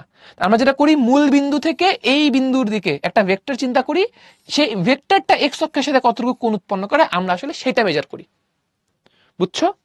আচ্ছা, এখন একটু সবাই বলো যে ইয়েস নো, আমি একটা পোল দিচ্ছি, কে কে বুঝছো সবাই একটু জানাও। বুঝলে একটু সবাই ইয়েস দাও, না বুঝলে নো দাও। দেখি কি অবস্থা সবার, সবাই বুঝতে পারছে কিনা এতক্ষণ আমরা যা যা কথাবার্তা বলছি। ভাই একটা ইয়েস নো পোল দিয়েছি, একটু সবাই জানাই ফেলি। আচ্ছা ভেরি গুড, 92-3% পোলাপাইন আমরা সবাই বুঝে ফেলছি, গুড। আচ্ছা ঠিক আছে, সামারি করে দিতে বলতেছো বাকিরা, ওকে আমি একটু সামারি ছোট্ট করে দিচ্ছি, একটু মনোযোগ দিয়ে খেয়াল করি, ছোট্ট করে একটু সামারি করে দিই। হ্যাঁ, আমরা কি কিনে কথাবার্তা বলছি এতক্ষণ? কার্তেশীয় স্থানাঙ্ক, পোলার স্থানাঙ্ক। কার্তেশীয় স্থানাঙ্ক আগে থেকেই পারি, খুব বেশি কথা বলার কিছু নাই। পোলার স্থানাঙ্কে আমাদের হচ্ছে কি কি দরকার হয়? আর এবং থিটা। আর হচ্ছে মূল বিন্দু থেকে দূরত্ব, ঠিক আছে? আর যেহেতু মূল বিন্দু থেকে দূরত্ব, সবসময় মনে রাখবা যে আর এটা কি হবে? আর হচ্ছে অলওয়েজ পজিটিভ। হ্যাঁ, সবসময় মনে রাখবা আর এটা হচ্ছে অলওয়েজ পজিটিভ, সবসময় পজিটিভ। হ্যাঁ, এটা সবসময় আমরা খেয়াল রাখবো যে আর হচ্ছে অলওয়েজ কি? পজিটিভ। আর কি? আর হচ্ছে মূল বিন্দু থেকে দূরত্ব। থিটা কি? থিটা হচ্ছে এক্স অক্ষের ধনাত্মক দিকের সাথে উৎপন্ন কোণ। ওকে, এক্স অক্ষের ধনাত্মক দিক কেন? যে কোনো একটা বাহুকে ফিক্স করা লাগতো, আমরা এক্স অক্ষকে ডেফিনেশন দিয়ে ফিক্স করছি যে না, আমরা সবসময় কোনটা কিসের হিসাবে হিসেব করবো? এক্স অক্ষের ধনাত্মক দিকের সাথে আমরা কোনটা হিসেব করব। আচ্ছা, এক্স অক্ষের ধনাত্মক দিক মানে কি? যে মূল বিন্দু থেকে ডান দিকে, মূল বিন্দু থেকে ডান দিকে, ঠিক আছে? আচ্ছা, ডান দিকে যে রেখা তার সাথে আমরা কোণ মেজার করব। ওকে, খুব ভালো কথা। এখন আমরা বলছি থিটার হচ্ছে একটা সীমা আছে, সেটা হচ্ছে -180 থেকে 180 ডিগ্রির মধ্যে। এটাকে আমরা বলি হচ্ছে সেই কোণের মুখ্য মান, প্রিন্সিপাল ভ্যালু। ওকে, তাহলে আমাদের কোণটা আমরা কি করব, -180 থেকে +180 মধ্যে রাখবো। এখন এই কোণটাকে বলা হচ্ছে ভেক্টোরিয়াল কোণ। কেন ভেক্টোরিয়াল কোণ বলা হচ্ছে? কারণ ভাই একটা বিন্দু আর একটা রেখা কখনো কোণ উৎপন্ন করতে পারে না। তাহলে আমরা আসলে এখানে যেই কোণটার কথা বলছি সেটা হচ্ছে একটা এটা এখানে আসলে একটা ভেক্টরের মাঝে উৎপন্ন কোণ। কোন ভেক্টর? মূল বিন্দু থেকে আমাদের হচ্ছে ওই পি বিন্দুর দিকে আমার একটা যদি ভেক্টর কল্পনা করি, সেটা এক্স অক্ষের সাথে যতটুকু কোণ উৎপন্ন করে সেটা। ওকে, আশা করি সবাই বুঝতে পারছি। আচ্ছা, একজন বলছে ভাই মুখ্যমান জিনিসটা কি? মুখ্যমান হচ্ছে এই যে আমি বললাম না যে 30 ডিগ্রি, এটা তো অনেকভাবে লেখা যায়। 30 ডিগ্রি যেই কথা, 390 ডিগ্রি একই কথা, -330 ডিগ্রি একই কথা, এগুলো সব একই কথা না? তাইলে এর মধ্যে এই সীমার মধ্যে যেই কোণটা পড়বে সেটাকে আমরা বলবো যে মুখ্যমান। ওকে, এবার আমরা আশা করি সবাই বুঝতে পারছি। তাহলে পোলার স্থানাঙ্ক ব্যবস্থা ভাই গেল, কার্টেশিয়ান ভাই অলরেডি পড়ছি। এখন আমাদের যেটা দেখতে হবে সেটা হলো যে ভাই মনে করি যে আমরা বাংলাদেশে ধরো ফলো করি হচ্ছে পোলার স্থানাঙ্ক ধরো, আর ফ্রান্সে ধরো ফলো করে হচ্ছে কার্তেশীয় স্থানাঙ্ক। তাহলে ঝামেলা হয়ে যাবে না? যে আমি পারি পোলার, ফ্রান্সের মানুষজন চিনে হচ্ছে কার্তেশিয়ান, ঝামেলা হয়ে যাবে। তাহলে এমন একটা সিস্টেম দরকার যে ঠিক আছে আমরা যেন পোলার থেকে কার্তেশিয়ান, কার্তেশিয়ান থেকে পোলার, আমরা যেন এই কনভার্সন গুলা সবাই করতে পারি। তাহলে এবার আসি, আমরা এখন কি করতে চাই? আমরা হচ্ছে এখন কনভার্সন করতে চাই। তাহলে আমরা প্রথমেই যেটা দেখবো সেটা হচ্ছে ভাইয়া, আমরা প্রথমেই যেটা দেখবো সেটা হচ্ছে ধরো আমার কাছে পোলার স্থানাঙ্ক ব্যবস্থা দেওয়া আছে। পোলার স্থানাঙ্ক ব্যবস্থা ধরো আমাকে দেওয়া আছে, আমি কি করতে চাই? আমি এখান থেকে কার্তেশিয়ানে কনভার্ট করতে চাই। তাহলে এখন আমরা কি দেখবো? স্থানাঙ্ক ব্যবস্থা রূপান্তর, কনভার্সন। হ্যাঁ, আমরা এখন রূপান্তর বা কনভার্সন দেখব। তাহলে প্রথমে আমরা দেখবো যে পোলার থেকে কার্তেশিয়ান। তাহলে দেখি ভাই, আসো পোলার, পোলার মানে কি? আর এবং থিটা, এটা দেওয়া আছে। পোলার মানে হচ্ছে আর এবং থিটা দেওয়া আছে, পোলারে দেওয়া আছে, কার্তেশিয়ানে বের করতে হবে। তাহলে পোলার হচ্ছে আর থিটা দিয়ে দেওয়া আছে, এটা হচ্ছে নুন, জানা রাশি নুন, ঠিক আছে। আর কার্তেশিয়ান, কার্তেশিয়ান কিভাবে প্রকাশ করি? এক্স কমা ওয়াই দিয়ে প্রকাশ করি, এটা আমি জানি না, আননোন। তাহলে একটু চিন্তা করি আসো যে আমি কিভাবে আর থিটা থেকে এক্স ওয়াই এর ভ্যালু বের করতে পারি। খুবই ইজি, খেয়াল করো। মনে করো আমি আর এবং থিটা জানি, এক্স এবং ওয়াই বের করতে চাই। খুবই সিম্পল ইকুয়েশন, বেসিক ত্রিকোণমিতি অ্যাপ্লাই করলেই তুমি এক্স আর ওয়াই এর ভ্যালু বের করতে পারবা। এবং এই ফর্মুলাগুলো খুবই ইম্পর্টেন্ট। এখন আমরা যে ফর্মুলা ডিরাইভ করবো এটা খুবই ইম্পর্টেন্ট ফর্মুলা। খেয়াল করো যে আমি এইখানে একটা সমকোণী ত্রিভুজ দেখতে পাচ্ছি না, ও এন পি, সমকোণী ত্রিভুজ। এখানে একটা সমকোণী ত্রিভুজ আছে ও এন পি। তাহলে এই যে ভাই ত্রিভুজ ও এন পি, এখানে একটু খেয়াল করো যে আমি এখানে কি লিখতে পারি। আমি এখানে সাইন থিটা সমান কি লিখতে পারি, কস থিটা সমান কি লিখতে পারি। খেয়াল করো, আমি এখানে কস থিটা ইকুয়াল টু লিখতে পারি না, এটা হচ্ছে ভূমি বাই অতিভুজ। ভূমি কোনটা? এক্স, অতিভুজ কোনটা? আর। তাহলে কস থিটা সমান এখানে লেখা যাবে এক্স বাই আর। তাহলে ভাই একটু খেয়াল করি, তাহলে আমরা এখানে এক্স সমান কত বলতে পারবো? আর কস থিটা। তাহলে খেয়াল করো ভাই, এই ফর্মুলা ইউজ করে আমি কি এক্স এর ভ্যালু বের করে ফেলতে পারবো না? দেখো, আর আর থিটার ভ্যালু আমি জানি, এটা নোন। তাহলে আর আর থিটার ভ্যালু বসাইলে এখানে কি চলে আসবে? এক্স চলে আসবে। আচ্ছা, একদম সিমিলারলি আমরা সাইন থিটা সমান কত বলতে পারি? আমরা সাইন থিটা সমান বলতে পারি লম্ব বাই অতিভুজ, ওয়াই বাই আর। তাহলে খেয়াল করো, ওয়াই সমান কত বলা যাবে? ওয়াই সমান বলা যাবে হচ্ছে আর সাইন থিটা। ওয়াই সমান বলা যাবে আর সাইন থিটা, তাই না? এই যে দেখতে পাচ্ছ আশা করি। তাহলে ওয়াই ইজ ইকুয়ালস টু কত? আর সাইন থিটা। ওকে, খুব ভালো কথা। X is equals to R cos theta, Y is equals to R sine theta. এটুকু তো আমরা বুঝছি। তাহলে এখন দেখো, আমরা কি পোলার থেকে কার্তেশিয়ান কনভার্ট করতে পারবো না? আর আর থিটা জানা থাকলে এই ফর্মুলা দুটার ভ্যালু বসাবো, এক্স আর ওয়াই চলে আসবে। আশা করি ক্লিয়ার। এই মান বসা বসা করাই দিব, একটু ওয়েট করো, অঙ্ক তো আমরা যাবো। আগে তো ফর্মুলা লাগবে নাকি? ফর্মুলা ছাড়া তুমি অঙ্ক থেকে কেমনে যাবা? আগে ফর্মুলা নেই, আমরা ম্যাথ করবো তো, আগেই প্যারা খেলে হবে?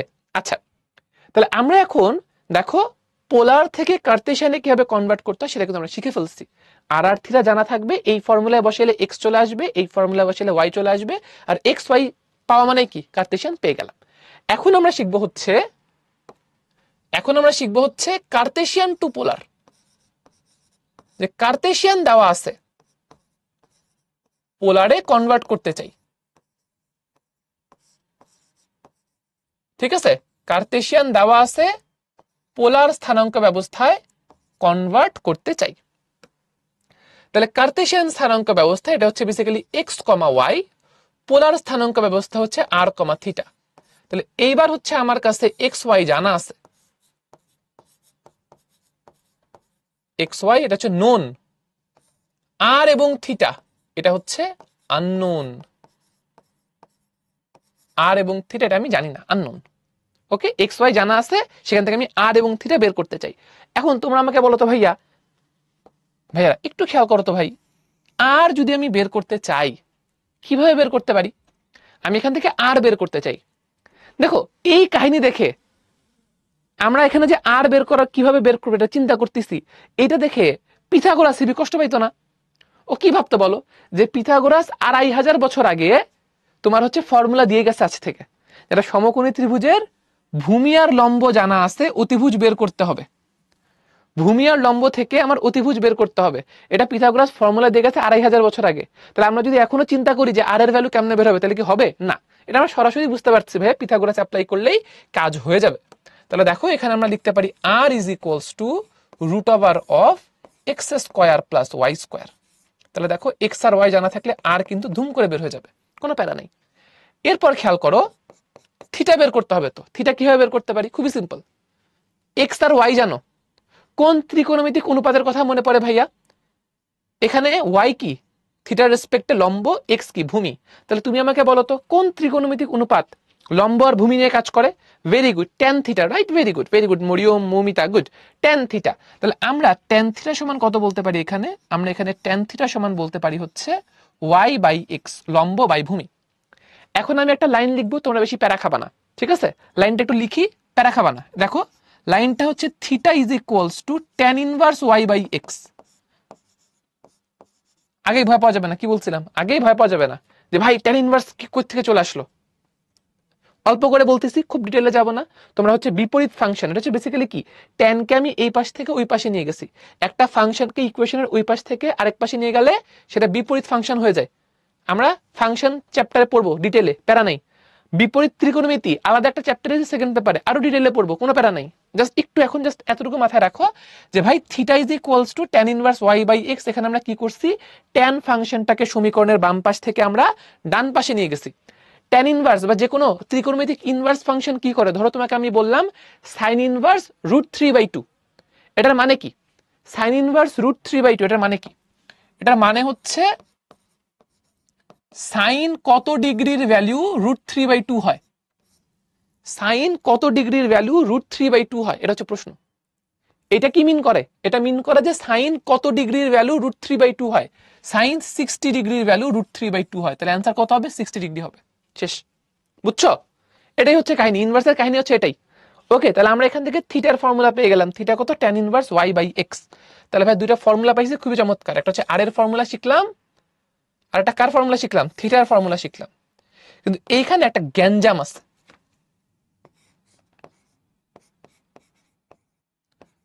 এখানে একটা ঝামেলা আছে।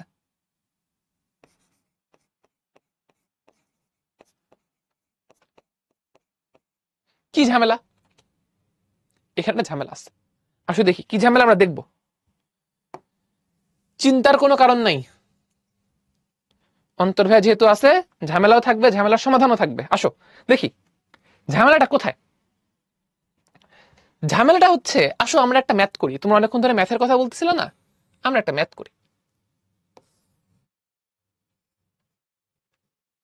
ধরো তোমাকে আমি বললাম যে এইখানে আমার একটা বিন্দু আছে, এ বিন্দু,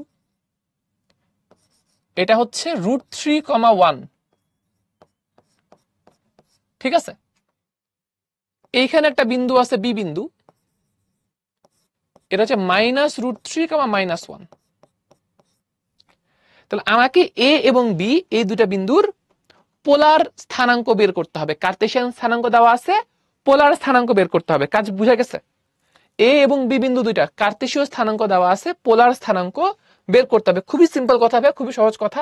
তাহলে দেখো আমি এই কাজটা কিভাবে করতে পারি, খুবই সিম্পল। দেখি আসো, তাহলে আমি এ বিন্দুর দিকে যদি তাকাই, দেখো এ বিন্দুর দিকে যদি তাকাই তাহলে আমি কি করতে চাচ্ছি, এ বিন্দুর আর এর মান বের করতে চাই এবং থিটার মান বের করতে চাই। আর এর জন্য ফর্মুলা কি, root over of x square plus Y square, মানে হচ্ছে রুট ওভার অফ ভুজের স্কোয়ার প্লাস কোটির স্কোয়ার। তাহলে ভুজ কত √3, কোটি কত 1, তাহলে এটা হবে রুট ওভার অফ ভুজের স্কোয়ার প্লাস কোটির স্কোয়ার। তাহলে কত হচ্ছে, রুটের ভিতরে 3 + 1 4, তাহলে এটা হচ্ছে √4, আর √4 এর ভ্যালু কত 2। তাহলে আর এর মান চলে আসলো 2। এবার আসো কোটির মান, এবার হচ্ছে আমরা থিটার মানটা বের করি। তাহলে থিটার ফর্মুলা কি শিখছি, tan inverse y by X. y কত দেখো তো, y হচ্ছে 1 আর x কত √3, তাহলে 1/√3, tan ইনভার্স 1/√3। এটা ফর্মুলা না, আচ্ছা ফর্মুলাকে লিখি এরপরে ভ্যালু বসাই, তাহলে অনেক একটু প্যারা খাইতে পারো, নতুন নতুন তো সমস্যা নেই। ফর্মুলা লিখলাম, y এর মান কত 1, x এর মান কত √3। তাহলে এটা কি মিন করতেছে, যে tan কত ডিগ্রির মান 1/√3, সবাই জানি আমরা 30 ডিগ্রির মান, ডিগ্রিতেও লিখতে পারি রেডিয়ানেও লিখতে পারি। ধরো আমি আপাতত রেডিয়ানে লিখলাম π/6, যে কোনো একটা লিখলেই হবে, কোনো সমস্যা নেই। আচ্ছা তাহলে এই গেল হচ্ছে এ।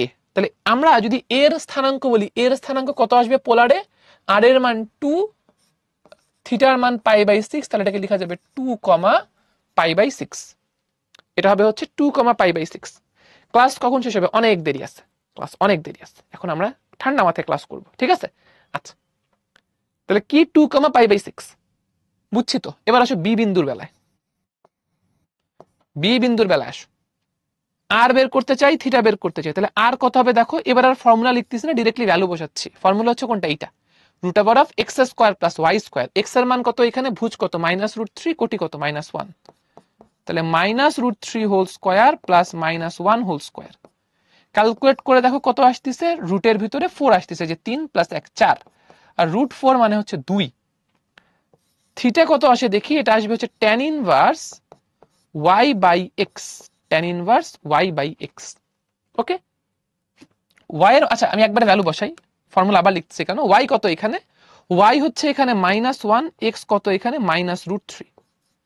খেয়াল করো মাইনাস মাইনাস কাটা চলে যাবে, থাকবে এটা হচ্ছে tan ইনভার্স 1/√3, আর tan ইনভার্স 1/√3 ভ্যালু কত π/6, একটু আগে দেখে আসছি। তাহলে এই বি বিন্দুর পোলার স্থানাঙ্ক কত আসলো, আর এর ভ্যালু 2 আর থিটার ভ্যালু π/6, তাহলে এটাকে আমরা লিখতে পারি কি 2, π/6। ভাই গ্যাঞ্জাম কোথায় খেয়াল করছো, গ্যাঞ্জাম কোথায় হয়ে গেছে, পোলাবেন গ্যাঞ্জামটা কি খেয়াল করছো,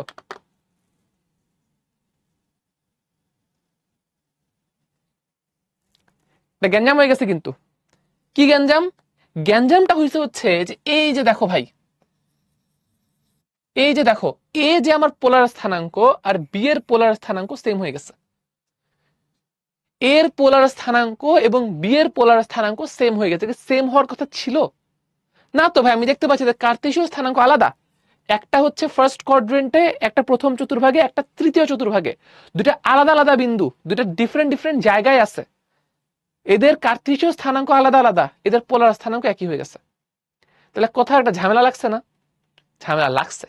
কি ঝামেলা লাগছে ভাইয়া, ঝামেলা লাগছে ভাইয়া যখন হচ্ছে আমরা এই যে অ্যাঙ্গেলটা বের করতে চাইছি, থিটার ভ্যালুটা বের করতে চাইছি, তখন ঝামেলাটা লাগছে। দেখো প্রথমটার কেস ঠিক আছে, প্রথমটাতে এই যে ধরো প্রথম ক্ষেত্রে এক্স অক্ষের ধনাত্মক দিকের সাথে 30 ডিগ্রি, এটা আমরা মানতে পারি যে হ্যাঁ এটা 30 ডিগ্রি হতে পারে। দ্বিতীয় ক্ষেত্রে আমি যদি চিন্তা করি, তোমরা আমাকে বলো তো যে কেউ যদি তোমাকে বলে যে এই অ্যাঙ্গেলটা হচ্ছে 30 ডিগ্রি, প্রথম কথা আমি এইভাবে নিব কেন, আমার মডার্ন সিস্টেমে আমরা কি করি, সবচেয়ে কাছে যেভাবে যাওয়া পসিবল সেভাবে যাই, এই যে এইটা।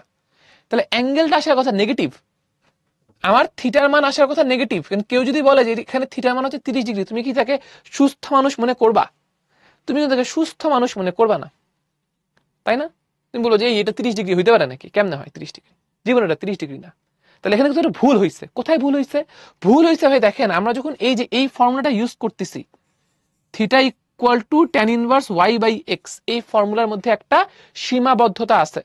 এইটা যখনই হচ্ছে এখানে y বা x এর মান নেগেটিভ হয়ে যায়, তখন এইটা আমাকে ভুলভাল অ্যান্সার দিতে পারে।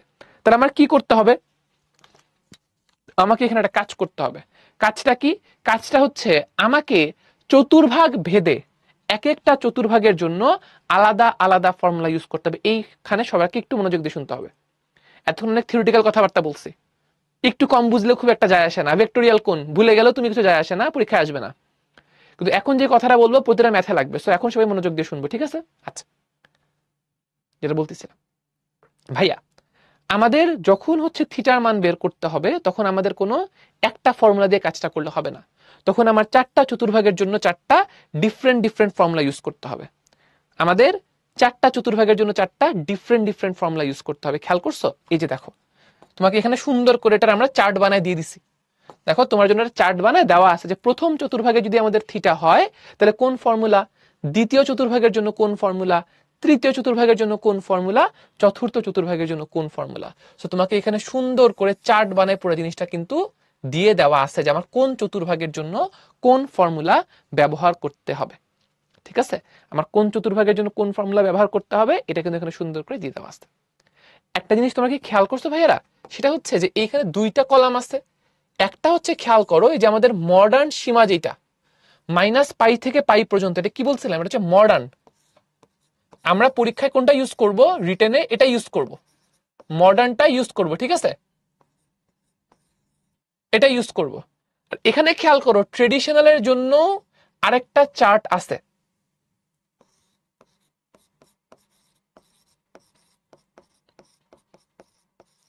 এইটা ভাই আমাদেরকে লাগবে, লাগতে পারে, এটা আমাদের লাগতে পারে। কখন লাগতে পারে বলে দিচ্ছি। মডার্নটা তো ভাই লাগবেই, এটা তো কোনো সন্দেহ নাই।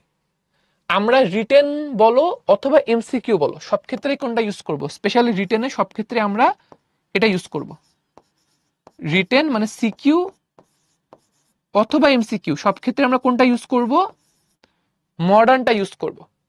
তাহলে ভাইয়া এটা কোথায় ইউজ করব, ট্রেডিশনালটা এটা ইউজ করব ইন সাম এমসিকিউস। কিছু কিছু এমসিকিউতে আমাকে ট্রেডিশনালটা অ্যাপ্লাই করা লাগতে পারে। কেন কেন এটা হচ্ছে প্রশ্ন, তাই না? যে কেন আমার কিছু কিছু এমসিকিউতে কেন আমার এটা অ্যাপ্লাই করা লাগতে পারে। কারণ তুমি দেখবা অনেক ক্ষেত্রে কিছু এমসিকিউতে অপশন দেওয়া আছে ট্রেডিশনাল সীমার মধ্যে। ধরো তুমি একটা অপশনের মধ্যে কোথাও দেখলা 300 ডিগ্রি, বলো, ধরো অপশনের মধ্যে তুমি দেখছো 300 ডিগ্রি, 240 ডিগ্রি, 330 ডিগ্রি। ধরো তুমি এগুলো অপশনের মধ্যে দেখতে পাচ্ছ, তুমি আমাকে বলো তো এই যে মানগুলো সেগুলো কোন সীমার মধ্যে পড়ছে, ট্রেডিশনালের নাকি মডার্নের, বলো তো?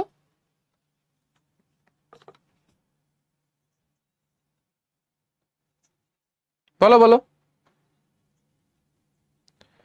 তুমি এটা থেকে কি বুঝতেছো যে এই অপশনে যদি এইগুলো থাকে, একটা 300 ডিগ্রি, একটা হচ্ছে 240 ডিগ্রি, একটা 330 ডিগ্রি, তাহলে তোমার কমন সেন্স কি বলতেছে অপশনগুলো কোন মেথডে দেওয়া আছে, কোন ফরম্যাটে দেওয়া আছে, ট্রেডিশনাল ফরম্যাটে দেওয়া আছে না? তখন তুমি হচ্ছে ট্রেডিশনালের ফর্মুলা ইউজ করবে, বুঝা গেছে? তখন তুমি যদি মডার্নের ফর্মুলা ইউজ করো কাজ হবে? তখন কিন্তু মডার্নের ফর্মুলা ইউজ করলে কাজ হবে না। সো ট্রেডিশনাল আমরা নর্মালি ইউজ করব না, এক্সেপশনাল কেসে ইউজ করব। এক্সেপশনাল কেস কেমনে বুঝবো, যখন দেখবো যে অপশনে হচ্ছে যে যেগুলো দেওয়া আছে সেগুলো হচ্ছে আমার মডার্নের সীমার মধ্যে না পড়ে ট্রেডিশনালের সীমার মধ্যে পড়ছে, তখন হচ্ছে আমরা ট্রেডিশনালের ফর্মুলা ইউজ করব। কোথায়? এমসিকিউ এর ক্ষেত্রে। ক্লিয়ার কিনা সবাই একটু আমাকে বলেন, একটা ইয়েস নো পোল দিচ্ছি যে কখন ট্রেডিশনালটা ইউজ করব সেটা আমাদের অপশন দেখে বুঝতে হবে। ক্লিয়ার? আমি একটা ইয়েস নো পোল দিচ্ছি, সবাই আমাকে জানাও। না 360 থেকে বিয়োগ করলে হবে না, আমাকে তখন এটার ফর্মুলা ইউজ করতে হবে। হ্যাঁ 360 কে -60 লিখলে হবে, সেটা সমস্যা না। 360 কে ধরো তুমি 360 পাইছো, এটাকে -60 হিসেব করে করতেছো, সমস্যা নেই, সেটা করতে পারবা। বাট তুমি যদি হ্যাঁ ডিরেক্টলি এইটাতে অ্যান্সার পেতে চাও তাহলে তোমাকে কি করতে হবে, এইটাই ব্যবহার করতে হবে। ওকে, দেখতে পাচ্ছি আমাদের সবাই বুঝতে পারছি, তাহলে ভেরি গুড ভেরি গুড। হ্যাঁ তুমি এটাও করতে পারো, তুমি মডার্ন থেকে পরে ট্রেডিশনালে কনভার্ট করতে পারো, ট্রেডিশনাল থেকে মডার্নে কনভার্ট করতে পারো, সেটাও করতে পারো, এটা কোনো সমস্যা নাই। বাট তোমরা যদি মনে হয় তুমি একবারে অ্যান্সার পেতে চাও তখন তুমি হচ্ছে এই ফর্মুলা ব্যবহার করতে পারো। আর যদি তোমার মনে হয় যে না ভাই এটা কাজ করব, আমি হচ্ছে এই মডার্ন ফর্মুলাটাই ইউজ মনে রাখবো, এটাই ইউজ করব, এরপরে প্রয়োজন হলে ট্রেডিশনালে আমি কনভার্ট করব। আমি আমার লাইফের একটা বড় সময় পর্যন্ত এটা আমার মুখস্থ ছিল না, সত্যি কথা বলতে এটা আমার মুখস্থ ছিল না। হ্যাঁ এটা আমার অলমোস্ট এইচএসসি অ্যাডমিশন পর্যন্ত এটা মুখস্থ ছিল না আমার। আমি এটাই আমার মুখস্থ ছিল, আমি এটাই মনে রাখতাম, আমি কনভার্ট করে নিতাম দরকার হইলে। তো তুমি যদি এটা করো কোনো সমস্যা নেই, কোনো প্রবলেম নাই, ঠিক আছে?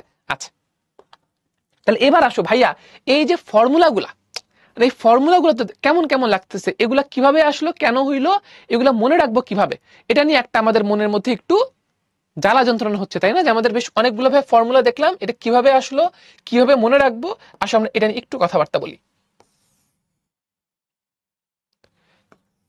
এটা নিয়ে কি কথাবার্তা বলবো নাকি মুখস্থ করে ফেলবা? বলো তোমরা কি চাও, কি চাও? যে ফর্মুলা গুলা কি একদম মুখস্থ করে ফেলবা? এগুলো হচ্ছে টিটিএম, মানে কি টান টান মুখস্থ করে ফেলতে হবে। টিটিএম, টান টান মুখস্থ থাকতে হবে, ঠিক আছে? নাহলে কিন্তু ম্যাথ করতে পারবা না। ফর্মুলা আমাদের সব টান টান মুখস্থ থাকা লাগবে। কিছু কিছু পোলাপাইন লিখছে যে মুখস্থ করে ফেলবো, তোমাদের দরকার মায়ের, বুঝছো? মুখস্থ করে ফেলবো, আগে বুঝা শিখতে হবে আগে। হ্যাঁ, বেশিরভাগ স্টুডেন্ট বলছে যে না করবে, গুড, মুখস্থ করবো, কিন্তু তার আগে তো বুঝার চেষ্টা করবো যে কেন হইলো, কিভাবে হইলো, তাই না? আগে বুঝবো, তারপরে মুখস্থ করবো। আগে বুঝবো, এরপরে মুখস্থ করে ফেলবো। দেখো ঠান্ডা মাথায় একটু বুঝি। দেখো ভাই, আমাদের 4টা চতুর্ভাগ আছে। আচ্ছা, 4টা চতুর্ভাগের মধ্যে আমরা জানি যে ভাই প্রথম চতুর্ভাগে আমরা জানি যে এক্সও পজিটিভ হয়, ওয়াইও পজিটিভ হয়, কোনো সমস্যা নেই। দ্বিতীয় চতুর্ভাগে এক্স নেগেটিভ, ওয়াই পজিটিভ, এটাতেও কোনো সমস্যা নেই। তৃতীয় চতুর্ভাগে এক্সও নেগেটিভ, ওয়াইও নেগেটিভ। চতুর্থ চতুর্ভাগে এক্স পজিটিভ, ওয়াই নেগেটিভ, এটাতে কোনো সমস্যা নেই। এবার আসি, এইবার হচ্ছে যে ভাই আমাদের প্রথম চতুর্ভাগের জন্য আমাদের থিটার সীমা হচ্ছে, প্রথম চতুর্ভাগের জন্য থিটার সীমা হচ্ছে 90 থেকে 0-র মধ্যে, তাই না? প্রথম চতুর্ভাগের থিটা হচ্ছে 90 থেকে 0-র মধ্যে। দ্বিতীয় চতুর্ভাগের থিটার সীমা হচ্ছে 180 থেকে 90-এর মধ্যে। তৃতীয় চতুর্ভাগের থিটার সীমা হচ্ছে -90 থেকে -180 এর মধ্যে, এবং চতুর্থ চতুর্ভাগের থিটার সীমা হচ্ছে 0 থেকে -90 এর মধ্যে। এটুকু তো সবাই ক্লিয়ার, তাই না? ওকে, দেখো আমরা এখন একটু ফর্মুলাগুলা কিভাবে আসছে এটা একটু বুঝার ট্রাই করব। এটার ডিরাইভেশন এক্সামে আসবে না, আবার বলে দিচ্ছি, ডিরাইভেশন এক্সামে আসবে না, বাট কিভাবে হইলো জানা থাকা ভালো, মনে রাখতে সুবিধা হয়। ওকে, আচ্ছা, তাহলে দেখো, তাহলে আমরা হচ্ছে কোন রেঞ্জ কি সেটা আমরা বলে দিলাম। এখন এর মধ্যে একটু কাহিনী আছে, প্রথম আর দ্বিতীয় চতুর্ভাগে কোনো প্যারা নাই, কিন্তু তৃতীয় এবং চতুর্থ চতুর্ভাগে ট্রেডিশনালের জন্য সীমা আলাদা না? প্রথম দুইটার জন্য মডার্ন যেটা, এদের জন্য কিন্তু মডার্ন বলো ট্রেডিশনাল বলো, সীমা কিন্তু সেম, দুটাই পজিটিভ। ট্রেডিশনালে আমরা দেখতে পাই যে ট্রেডিশনালে নেগেটিভ কোনো অ্যাঙ্গেল আমরা নিতাম না, ট্রেডিশনাল হচ্ছে আমরা সব পজিটিভ অ্যাঙ্গেলে রাখতাম। তাহলে ট্রেডিশনাল সীমাগুলো আমরা লিখি। ট্রেডিশনাল সীমা হচ্ছে তৃতীয় চতুর্ভাগের জন্য 270 থেকে 180-র মধ্যে, আর চতুর্থ চতুর্ভাগের জন্য এটা হচ্ছে 360 থেকে 270-এর মধ্যে।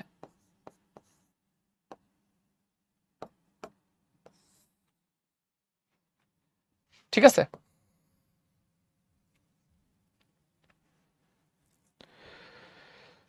ক্লিয়ার? আচ্ছা, তাহলে এতটুকু তো মনে হয় কোনো ঝামেলা নাই। এখন তাহলে একটু দেখি যে ভাই ফর্মুলাগুলো কোনটা কিভাবে কেন আসলো। ঠান্ডা মাথায় দেখি ভাই, আসো।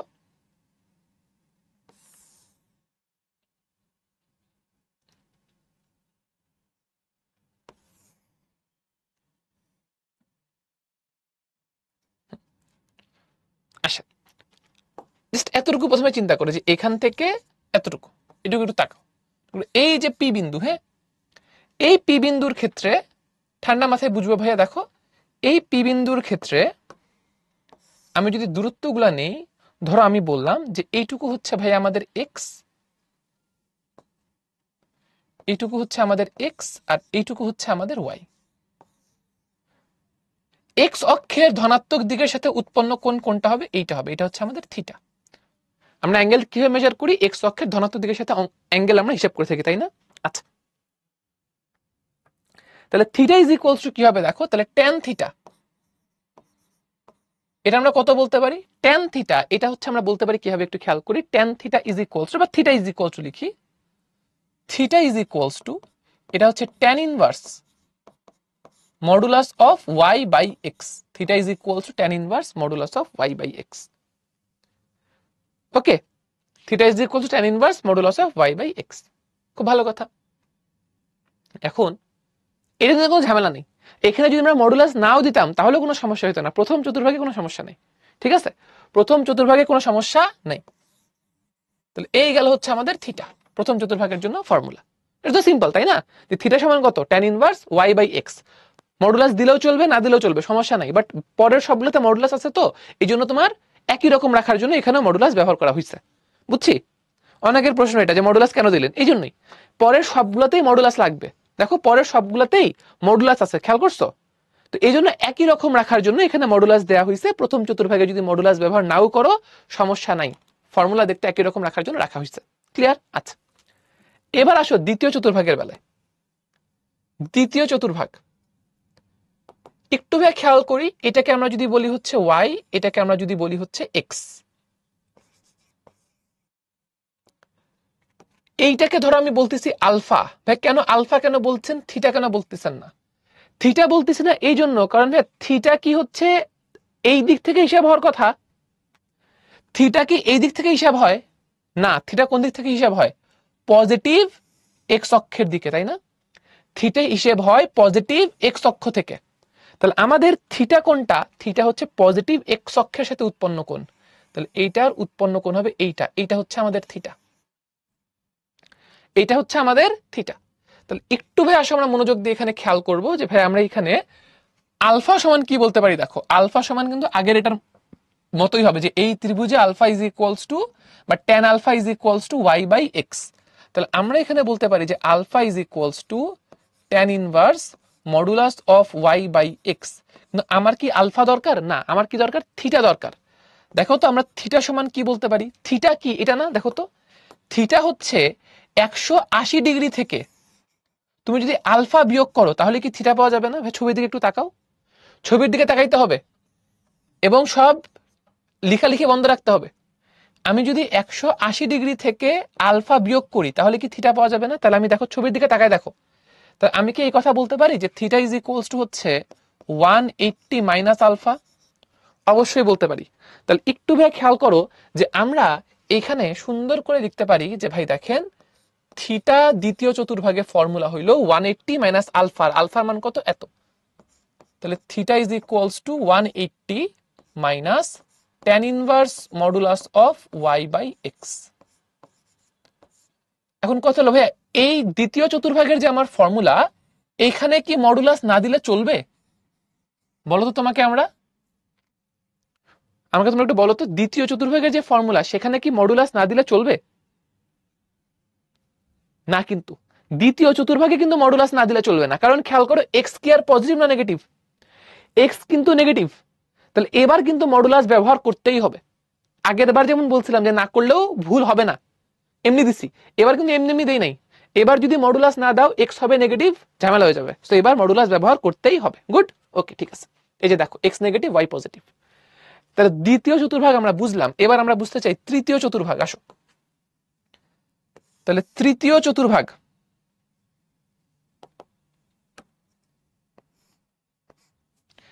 তৃতীয় চতুর্ভাগ, হ্যাঁ। তাহলে এখানে এইটুকু আমাদের এক্স, এইটুকু হচ্ছে আমাদের ওয়াই, কোনো সমস্যা নাই। এবার আমরা বলতেছি যে এইটুকু হচ্ছে আমাদের আলফা, এইটুকু হচ্ছে আমাদের আলফা। তাহলে আলফা সমান আগের মতোই কি বলা যাবে ভাইয়া, দেখো একটু খেয়াল করে, আলফা সমান আগের মতোই বলা যাবে। দেখো যে alpha is equals to tan inverse modulus of y by x। Alpha সমান আগের মতো এটা বলা যাবে যে এই যে tan আলফা সমান y বাই x, তাহলে alpha is equals to tan inverse modulus of y by x। Okay, আচ্ছা। তাহলে এখন এখন আমরা এখানে আলফা তো বের করে আমার লাভ নাই, আমি কি বের করতে চাই, আমি বের করতে চাই ভাইয়া থিটা, আমি এখানে বের করতে চাই থিটা। তাহলে থিটা কি হবে, এই যে দেখো থিটা হবে এক্স অক্ষের ধনাত্মক দিকের সাথে উৎপন্ন কোণ। কিন্তু ভাইয়া তোমরাই আমাকে বলো এইটা আমি যদি এই অ্যাঙ্গেলটা নেই সেটা কি মডার্ন হবে না ট্রেডিশনাল হবে, বলো তো? আমি যদি এই অ্যাঙ্গেলটা নেই সেটা কি মডার্ন হবে না ট্রেডিশনাল হবে? এটা হবে ট্রেডিশনাল, তাই না? আমি যদি এই অ্যাঙ্গেলটা নেই সেটা হবে ট্রেডিশনাল। মডার্ন কোনটা হবে, এইটা নিলে। কারণ আমরা কি বলছিলাম, সবচেয়ে কম ঘুরতে হবে যেখানে, চেয়ে কম ঘুরতে হবে যেখানে, সেটা হবে হচ্ছে আমাদের মডার্ন। তাহলে এইটা হচ্ছে মডার্ন, এইটাকে আমরা বলবো হচ্ছে থিটা।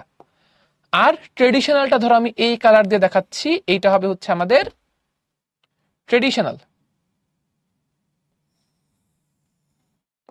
এটাকে ধরো বললাম থিটা প্রাইম।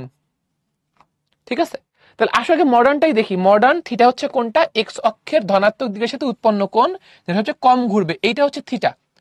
তাহলে একটু খেয়াল করো তো থিটা সমান কি বলা যাবে। সবাই একটু মনোযোগ দিয়ে আমরা খেয়াল করবো যে থিটা সমান কি বলা যাবে। দেখো থিটার মানটা কিন্তু নেগেটিভ আসবে। হ্যাঁ দেখো এইটা কি -180, -180 সাথে আমি যদি আলফা যোগ করি তাহলে কি থিটা পাওয়া যাবে না? দেখো তো -180 এটার সাথে আলফা যদি যোগ করা হয় তাহলে থিটা পাওয়া যাবে না? ক্লিয়ার হচ্ছে? আবার দেখো থিটা কতটুকু? এতটুকু। এইটা হচ্ছে -180, তার সাথে আলফা যোগ করা হলে কি থিটা পাওয়া যাচ্ছে না? খেয়াল করছো? তাহলে দেখো আমি থিটা সমান কি বলতে পারি। তাহলে আমি এখানে থিটা সমান বলতে পারি হচ্ছে যে theta is equals to -180 plus alpha. এটা হচ্ছে থিটার ভ্যালু। আর আমি যদি এখানে ট্রেডিশনালটা নিতে চাই থিটা প্রাইম, ওটা তো সহজ আরো। থিটা প্রাইম সমান কি বলা যাবে? এটা খুবই ইজি। থিটা প্রাইম সমান কত? এইটুকু হচ্ছে 180 আর এইটুকু হচ্ছে আলফা। তাহলে থিটা প্রাইম কি হবে? 180 প্লাস আলফা। থিটা প্রাইম হবে হচ্ছে 180 plus alpha, that is 180 plus alpha. তাহলে এখন ভাই যদি আমরা একটু দেখি, খেয়াল করো, এখন যদি আমরা একটু ফর্মুলা বসাই যে ট্রেডিশনালের জন্য আমাদের ফর্মুলা কি হবে। দেখো ট্রেডিশনালের জন্য আমাদের ফর্মুলা হবে হচ্ছে যে থিটা ইজ ইকুয়ালস টু কি শিখছি? -180 প্লাস আলফা। আলফা কত? এটা আলফা সবসময় same, tan inverse modulus of y by X. তাহলে আমাদের থিটার ফর্মুলা হচ্ছে এটা। এটা কার জন্য? মডার্নের জন্য। Theta is equals to -180 plus tan inverse modulus of y by X. ঠিক আছে, এখন দেখো আমি যদি ট্রেডিশনালটা বের করতে চাই থিটা প্রাইম, সেটা তো আরো সহজ। থিটা প্রাইম কি হবে?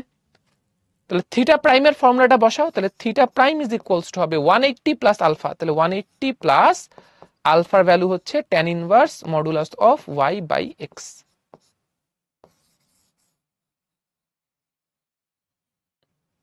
বুঝছি এটা কোনটা? ট্রেডিশনালটা। এই যে দেখো পাশাপাশি লিখছি।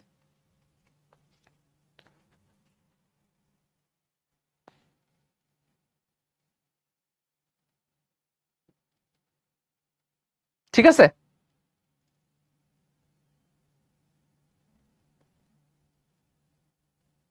ওকে ঠিক আছে, ক্রিস্টাল ক্লিয়ার? সবার কাছে ক্লিয়ার তো? ওকে, তাহলে ক্লিয়ার যদি হয়ে থাকে তাহলে আমাদের আরেকটা কোয়াড্রেন্টই বাকি আছে, ফোর্থ কোয়াড্রেন্ট। আরেকটা কোয়াড্রেন্টই বাকি আছে, সেটা হচ্ছে ফোর্থ কোয়াড্রেন্ট। আসো একটু দেখি। তাহলে আমরা ফোর্থ কোয়াড্রেন্ট যদি হিসাব করতে চাই তাহলে জাস্ট একদম আগের মতো, তোমরা বুঝেই গেছো এতক্ষণে তোমরা যে ফোর্থ কোয়াড্রেন্ট আমরা কি করব, তোমাদের অলরেডি আইডিয়া হয়ে গেছে। আরেকটু তোমাদেরকে বোর করি। বোর তোমরা হচ্ছ আমি বুঝছি, যে ভাই বুঝে ফেলছি আমরা সবগুলাই একই রকম প্রতিটাই। একটা বুঝলে তিনটা চারটা এমনি বোঝা যায়, তাই না? একটা দূরে বুঝলে বাকিগুলো এমনি নিচ থেকে তোমরা বুঝতে পারবে আমি জানি, বাট স্টিল যেহেতু তিনটা করে ফেলছি 4 নাম্বারটা করে দিচ্ছি। আর কেউ যদি এখনো এমন থাকো যে কোন একটা বুঝতে প্রবলেম হচ্ছে, এটাতে ফোকাস করো, কারণ চারটা একই জিনিস, একটা বুঝলে চারটা অটো বুঝবা। ঠিক আছে, একটা ঠান্ডা মাথায় বুঝলে বাকিগুলো এমনি বুঝবা। ওকে, তাহলে দেখো 4 নাম্বারটা খেয়াল করো। তাহলে আমাদের এইটা যদি আলফা হয়, হ্যাঁ তাহলে একটু খেয়াল করো ভাই মনোযোগ দিয়ে। এটাকে আমার আলফা বলার কি দরকার আদৌ আছে? আচ্ছা ধরো বললাম যেটা আলফা, তাহলে আলফা সমান কি বলা যাবে একটু দেখি তো, আসো। এটা হচ্ছে আমাদের এক্স, এটা হচ্ছে আমাদের ওয়াই। তাহলে আলফা সমান আমরা বলতে পারবো হচ্ছে alpha is equals to tan inverse modulus of Y by X. এখন ভাই একটু খেয়াল করেন থিটার সাথে আলফার সম্পর্ক কি।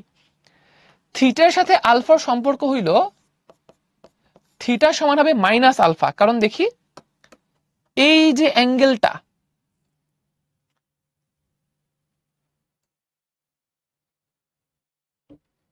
আচ্ছা তোমাদের কি স্ক্রিন তোমরা ঠিকমতো দেখতে পাচ্ছ? একটু জানাও তো ভাইয়াকে, স্ক্রিন কি ঠিকমতো দেখতে পাচ্ছ কিনা? সবাই দেখতে পাচ্ছ? ওকে ঠিক আছে। ওকে, সব স্টুডেন্ট দেখতে পাচ্ছে? দুই একজন জানাচ্ছিল তো, তোমাদের যদি প্রবলেম হয় তোমরা সার্ভারটা একটু সুইচ করে দেখো। হ্যাঁ, দুই একজনের যেটা প্রবলেম যদি হইতে পারে সার্ভার সুইচ করে দেখো, নাহলে তোমাদের নেটে একটু প্রবলেম হচ্ছে। হ্যাঁ, কারণ সবাই যেটা আমাকে রেসপন্স করছে সবাই ঠিকমতো দেখতে পাচ্ছে। ওকে, হ্যাঁ, তো যেখানে ছিলাম আমরা বলছিলাম যে একটু খেয়াল করে দেখো এইখানে এই যে অ্যাঙ্গেলটা, এই অ্যাঙ্গেলটা কি নেগেটিভ অ্যাঙ্গেল না? নেগেটিভ অ্যাঙ্গেল, এই জন্য আমাদের থিটা সমান কি হবে? মাইনাস আলফা হবে। তাহলে আমি যদি থিটার ফর্মুলা লিখতে চাই, তাহলে থিটার ফর্মুলা দেখতে হবে এরকম, যে আলফা সমান কত? এইটা। তাহলে মডার্ন ফর্মুলা অনুযায়ী থিটা ইজ ইকুয়ালস টু কি হবে? Minus tan inverse modulus of Y by X. এটা হচ্ছে মডার্ন ফর্মুলা।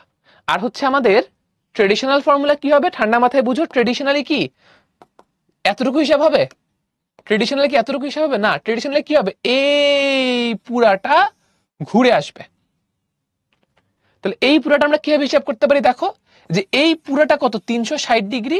360 ডিগ্রি থেকে আমরা যদি আলফা বিয়োগ করি, তাহলেই কিন্তু আমরা এই যে ট্রেডিশনালটা পেয়ে যাব।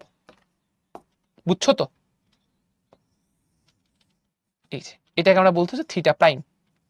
তাহলে থিটা প্রাইম সমান কি বলা যাবে? দেখছো, এটা সমান বলা যাবে 360 ডিগ্রি মাইনাস আলফা। তাহলে লিখে ফেলি সুন্দর করে। তাহলে সুন্দর করে লিখে ফেলো যে থিটা প্রাইম ট্রেডিশনালের ফর্মুলা কি আসবে? এটা আসবে হচ্ছে 360 degree minus tan inverse modulus of Y by X. এখন ভাই আপনারা যদি হচ্ছে একটু, এখন যদি আপনারা একটু ফর্মুলাগুলোর দিকে তাকান, তাহলে দেখেন আমরা কিন্তু 4টা চতুর্ভাগের জন্য মোট 6টা ফর্মুলা বের করে ফেলছে, তাই না? কারণ কি, এই যে প্রথম আর দ্বিতীয় চতুর্ভাগের জন্য একটা করে, কারণ এখানে ট্রেডিশনাল আর হচ্ছে আমাদের মডার্নের ফর্মুলা সেম। আর তৃতীয় চতুর্ভাগের জন্য 2টা, চতুর্থ চতুর্ভাগের জন্য 2টা, আমরা হচ্ছে মোট এখানে 6টা ফর্মুলা পাইছি। তো এই 6টা ফর্মুলা কিন্তু আমাদের জানতে হবে। হ্যাঁ, ঠিক আছে, আমরা 6টা ফর্মুলা অবশ্যই জানবো। স্পেশালি মডার্নের যে 4টা, সেটা তো অবশ্যই খুব ভালো মতো আমাদের জানা থাকতে হবে। এটা আমাদের সুন্দর করে সবার মুখস্থ করে ফেলতে হবে। আচ্ছা, একজন মাঝখানে জিজ্ঞেস করছে, অনেকবার কমেন্ট করছে, আমি বারবার বলতাম না থিওরি পড়ানোর সময় টিচার্স ইনবক্সে লিখবা না, থিওরি পড়ানোর সময় টিচার্স ইনবক্সে লিখবা না। তাও স্টিল আরেকবার বলছে, দেখো চতুর্থ কোয়াড্রেন্টের জন্য মাইনাস কিভাবে আসলো? এই ছেলে পেলে ফোর্থ কোয়াড্রেন্টে কি ঘড়ির কাঁটার দিকে আমাকে অ্যাঙ্গেল হিসেব করতে হবে না? ফোর্থ কোয়াড্রেন্টে কি আমাদের থিটার সীমা কি নেগেটিভ না? এটা কি ঘড়ির কাঁটার দিকে হচ্ছে না এক্স অক্ষের সাথে? তাহলে ঘড়ির কাঁটার দিকে কি অ্যাঙ্গেল নেগেটিভ না? ক্লকওয়াইজ আমরা কি জানি? পোলাপাইনদের কি কি শেখাইতে হচ্ছে? এগুলো ছোটবেলার পড়াশোনা। যখন আমরা অ্যান্টি ক্লকওয়াইজ অ্যাঙ্গেল নেই ঘড়ির কাঁটার বিপরীত দিকে, তখন সেই কোণটা হয় পজিটিভ। আর ঘড়ির কাঁটার দিকে যদি আমরা কোণ নেই, তখন সেই কোণটা হয় নেগেটিভ। তাহলে তুমি যখন ফোর্থ কোয়াড্রেন্টে একটা অ্যাঙ্গেল হিসাব করতেছো, তখন তোমার কি সবচেয়ে কম দূরত্ব যাওয়ার জন্য ঘড়ির কাঁটার দিকে ঘুরতে হচ্ছে না? তাহলে অ্যাঙ্গেলটা কি নেগেটিভ হবে না? এই জন্য। ঠিক আছে, আচ্ছা, তাহলে এইটুকু আশা করি বুঝছি। সো আমি যেটা বললাম যে ভাই এইখানে যতটুকু আমরা কনসেপচুয়াল ডেপথে গেছি, অনেক বেশি ডেপথ, অনেক বেশি ডেপথে গিয়ে কথা বলছে, এবং এগুলা ডেপথ তোমার জন্য, মানে তোমার আন্ডারস্ট্যান্ডিং এর জন্য অনেক ভালো। এক্সামে ডিরাইভেশন আসবে না, এক্সামে ডিরাইভেশন তোমার আসবে না। তোমার কি লাগবে আলটিমেটলি? তোমার আলটিমেটলি যে রেজাল্ট লাগবে সেটা হচ্ছে এই চার্ট লাগবে। তোমার এই চার্টটা খুব ভালো মতো মাথার মধ্যে থাকতে হবে। যারা কোনো কারণে, আমি যেটা বললাম যে তুমি একটা বুঝলে 4টা নিজে থেকেই তুমি হিসাব করে ছবি আঁকায় বুঝতে পারবা। কোনো কারণে যদি একটা মিস করে থাকো, ঠান্ডা মাথা রেকর্ড দেখে নিবা। ঠিক আছে, আমাদের আজকে আমার যেখানে মেনলি আমাদের এখন যাওয়ার কথা, আমরা এখন প্রবলেম সলভিং এ যাবো। আমরা একটু ধীরে ধীরে সেখানে যাই। আর আরেকটা কথা একটু তোমাদেরকে বলে নেই, যেমন তোমরা অনেকে না, মানে 1-2জনই বারবার করে লিখতেছিল কমেন্টে, সেটা হচ্ছে যে ভাই মডার্ন থেকে ট্রেডিশনালে কনভার্ট করবো কিভাবে?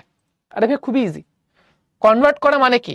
কনভার্ট করা মানে হচ্ছে ধরো 300 ডিগ্রি, এইটা তো আমার মডার্নের সীমার মধ্যে পড়ে পড়ে না। আমার কি করতে হবে তাইলে? আমাকে যেটা করতে হবে সেটা হলো, যখনই আমি এই ধরনের ট্রেডিশনাল থেকে যখন আমি মডার্নে যেতে চাবো, তখন আমার এইটাকে 360 থেকে বিয়োগ করতে হবে। তখন আমার কি করতে হবে? 360 থেকে দিয়ে যদি আমরা এটাকে বিয়োগ করে দেই, মাইনাস 360 যদি করে দেই, তাহলেই হচ্ছে আমরা মডার্ন পেয়ে যাব। ঠিক আছে, ট্রেডিশনালকে মাইনাস 360 দিয়ে বিয়োগ করলে আমরা কি পেয়ে যাব? মডার্ন পেয়ে যাব। তাহলে বুঝতেই পারতেছো, ট্রেডিশনাল থেকে মডার্নে যাওয়ার জন্য যদি আমার 360 বিয়োগ করতে হয়,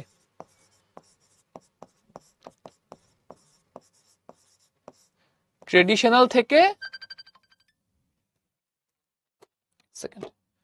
ট্রেডিশনাল থেকে মডার্নে যাওয়ার জন্য আমার যদি 360 বিয়োগ করতে হয়, তাহলে তোমরা আমাকে বলো মডার্ন থেকে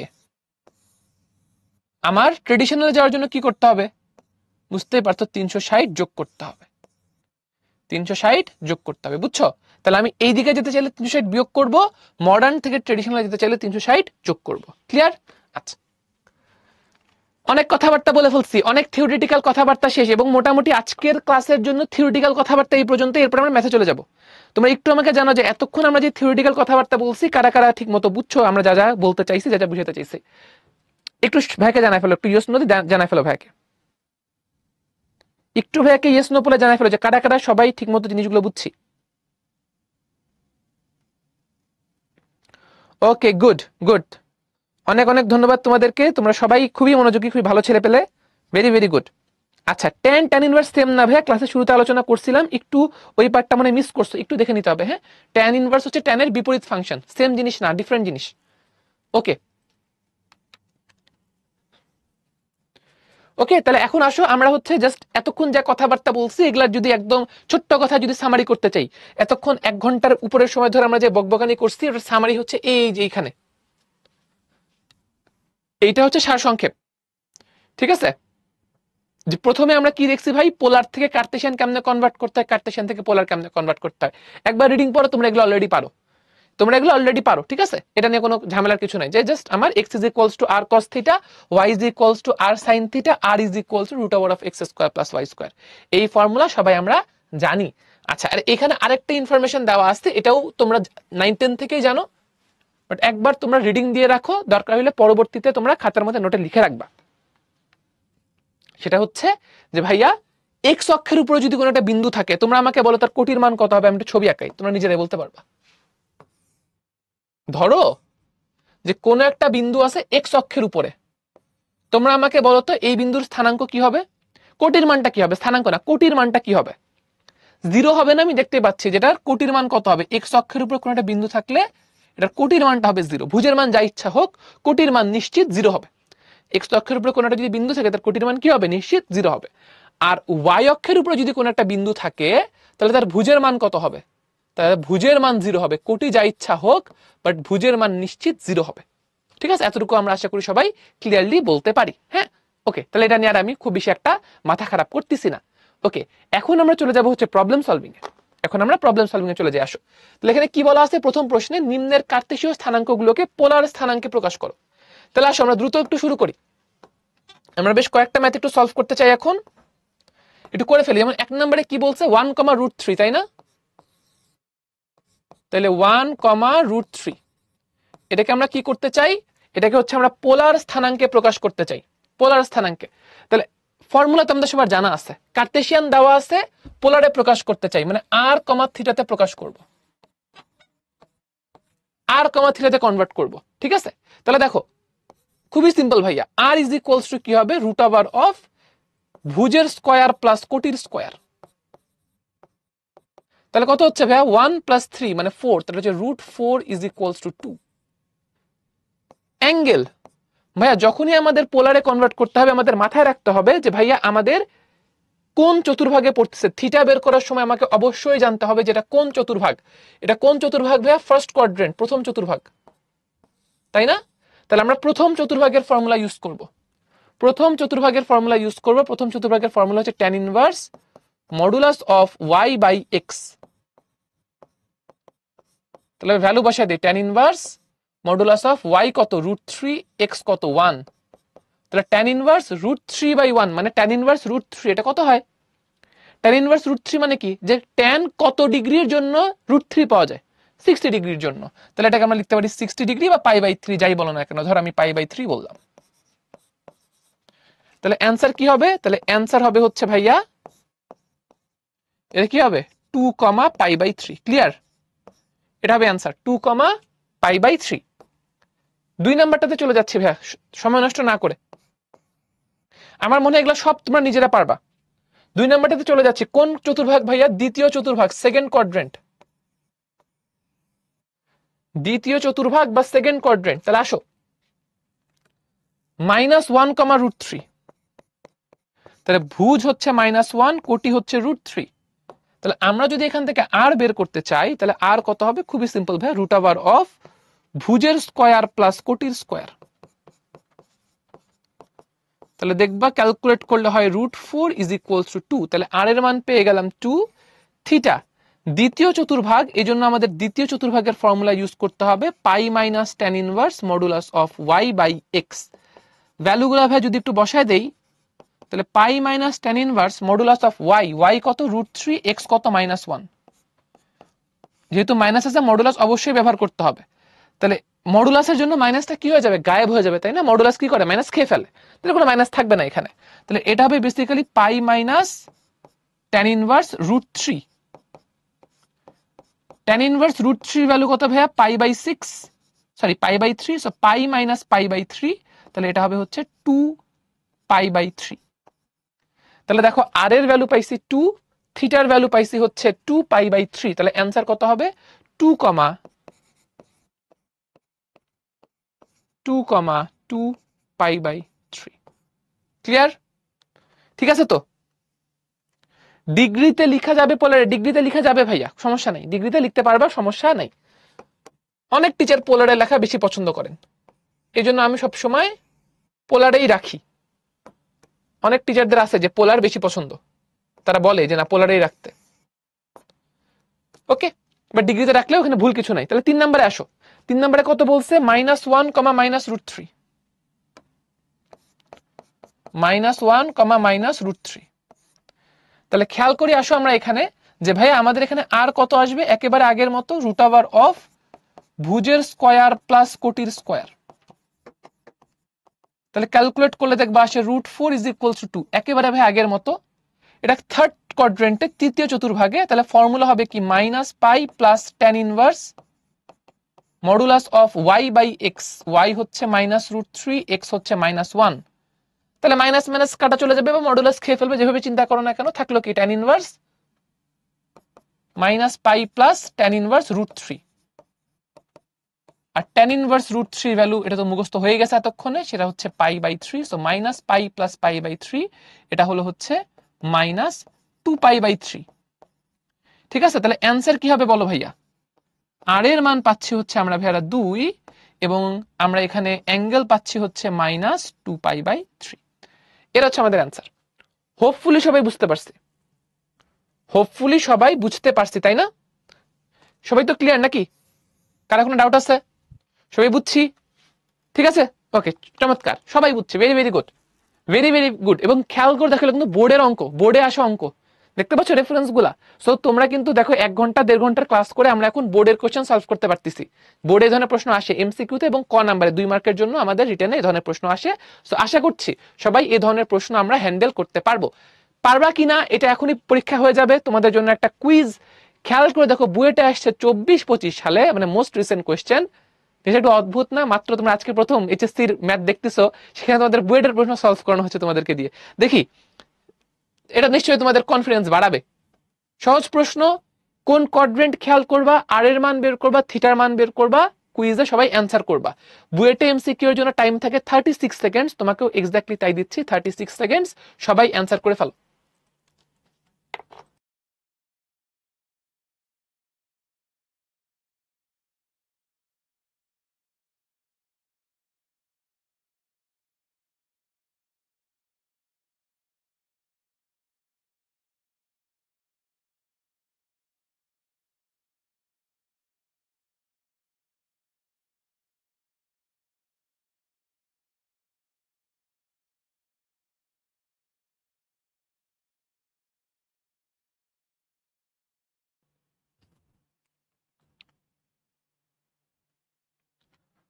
ওকে, আমাদের সময় শেষ, আসেন আমরা একটু সলভটা দেখে ফেলি। কত আছে, √3, -√3, কোন কোয়াড্রেন্ট ভাই? বুঝতেই পারতেছি ফোর্থ কোয়াড্রেন্ট, তাই না? তাহলে ফোর্থ কোয়াড্রেন্টের ফর্মুলা অ্যাপ্লাই করব। তাহলে খেয়াল করি ভাই, r is equals to root over of কত হবে দেখি, √3 whole square plus -√3 whole square. Calculate করে দেখো 3 + 3, রুটের ভিতরে 6, তাহলে √6 আসে হচ্ছে আর এর ভ্যালু। ভাই দেখো তো √6 অপশনে একটাই আছে না, তাহলে অপশন সি হবে কারেক্ট অ্যান্সার। বুঝতে পারছি? আমার কিন্তু পুরোটা করার দরকার নাই। আর বের করার পরে দেখতে পাচ্ছি শুধুমাত্র একটাই আর এর ভ্যালু √6, একটাই আছে অপশনে। আপনারা 80% কারেক্ট অ্যান্সার দিয়েছেন, very very good. 80% of you guys answer correctly. আমি লিডার বোর্ডটা হচ্ছে পাবলিশ করে দিচ্ছি। টপ 10 এর নাম তোমরা দেখতে পারবা। নুহিন, তারপর হচ্ছে সাবেরা, নুরে জান্নাত, সাদিয়া, প্রাচুর্য, আব্দুল্লাহ, দিব্য, অন্বেষা, বায়াজি, তানজিম। ওকে, এই 10 জন সবার আগে ঠিক উত্তর দিচ্ছে। তাহলে আর এর ভ্যালু তোমরা বের করছো, এবং একইভাবে তোমরা যদি থিটা বের করে দেখতে চাও, তোমরা থিটার ফর্মুলা যদি বসাও ফোর্থ কোয়াড্রেন্টের, যেটা -tan inverse modulus of y/x, so -√3/√3, calculate করে দেখো, এটা আসবে হচ্ছে -tan ইনভার্স 1, আর tan ইনভার্স 1 এর ভ্যালু হচ্ছে π/4, so it should be -π/4, which is option C. Okay, একদম এক্স্যাক্টলি মিলে যাবে। ঠিক আছে, তাহলে আমরা একটু সামনে আগাই, চলো। আমরা হচ্ছে পোলার থেকে, আমরা হচ্ছে কার্টেশিয়ান থেকে পোলার দেখলাম, এখন আমরা পোলার থেকে কার্টেশীয় দেখব, এবং আমরা দেখতে পাচ্ছি কার্টেশীয়তে আমাদের কি লাগবে, এক্স ওয়াই বের করতে হবে, তাই না? আর এবং থিটা থেকে এক্স ওয়াই বের করতে হবে। আসো আমরা একটু ফাস্ট করে ফেলি, খুবই সহজ। দেখো এখন এই ম্যাথগুলো খুবই সহজ। এখান থেকে আর হচ্ছে 3, থিটা হচ্ছে 90, তাহলে দেখেন তো ভাই এক্স কত হবে এক নাম্বার ম্যাথে? তাহলে এক্স হবে হচ্ছে আর কস থিটা, এটা ছিল হচ্ছে ফর্মুলা। ওয়াই হচ্ছে আর সাইন থিটা, এটা হচ্ছে ফর্মুলা। তাহলে আর হচ্ছে আমাদের 3 cos 90। আচ্ছা তোমরা আমাকে বলো, এটার কি আর 2 নাম্বারটা করে দেওয়া দরকার আছে কিনা? আমার ধারণা তোমরা এমনি পারবা পরেরটা।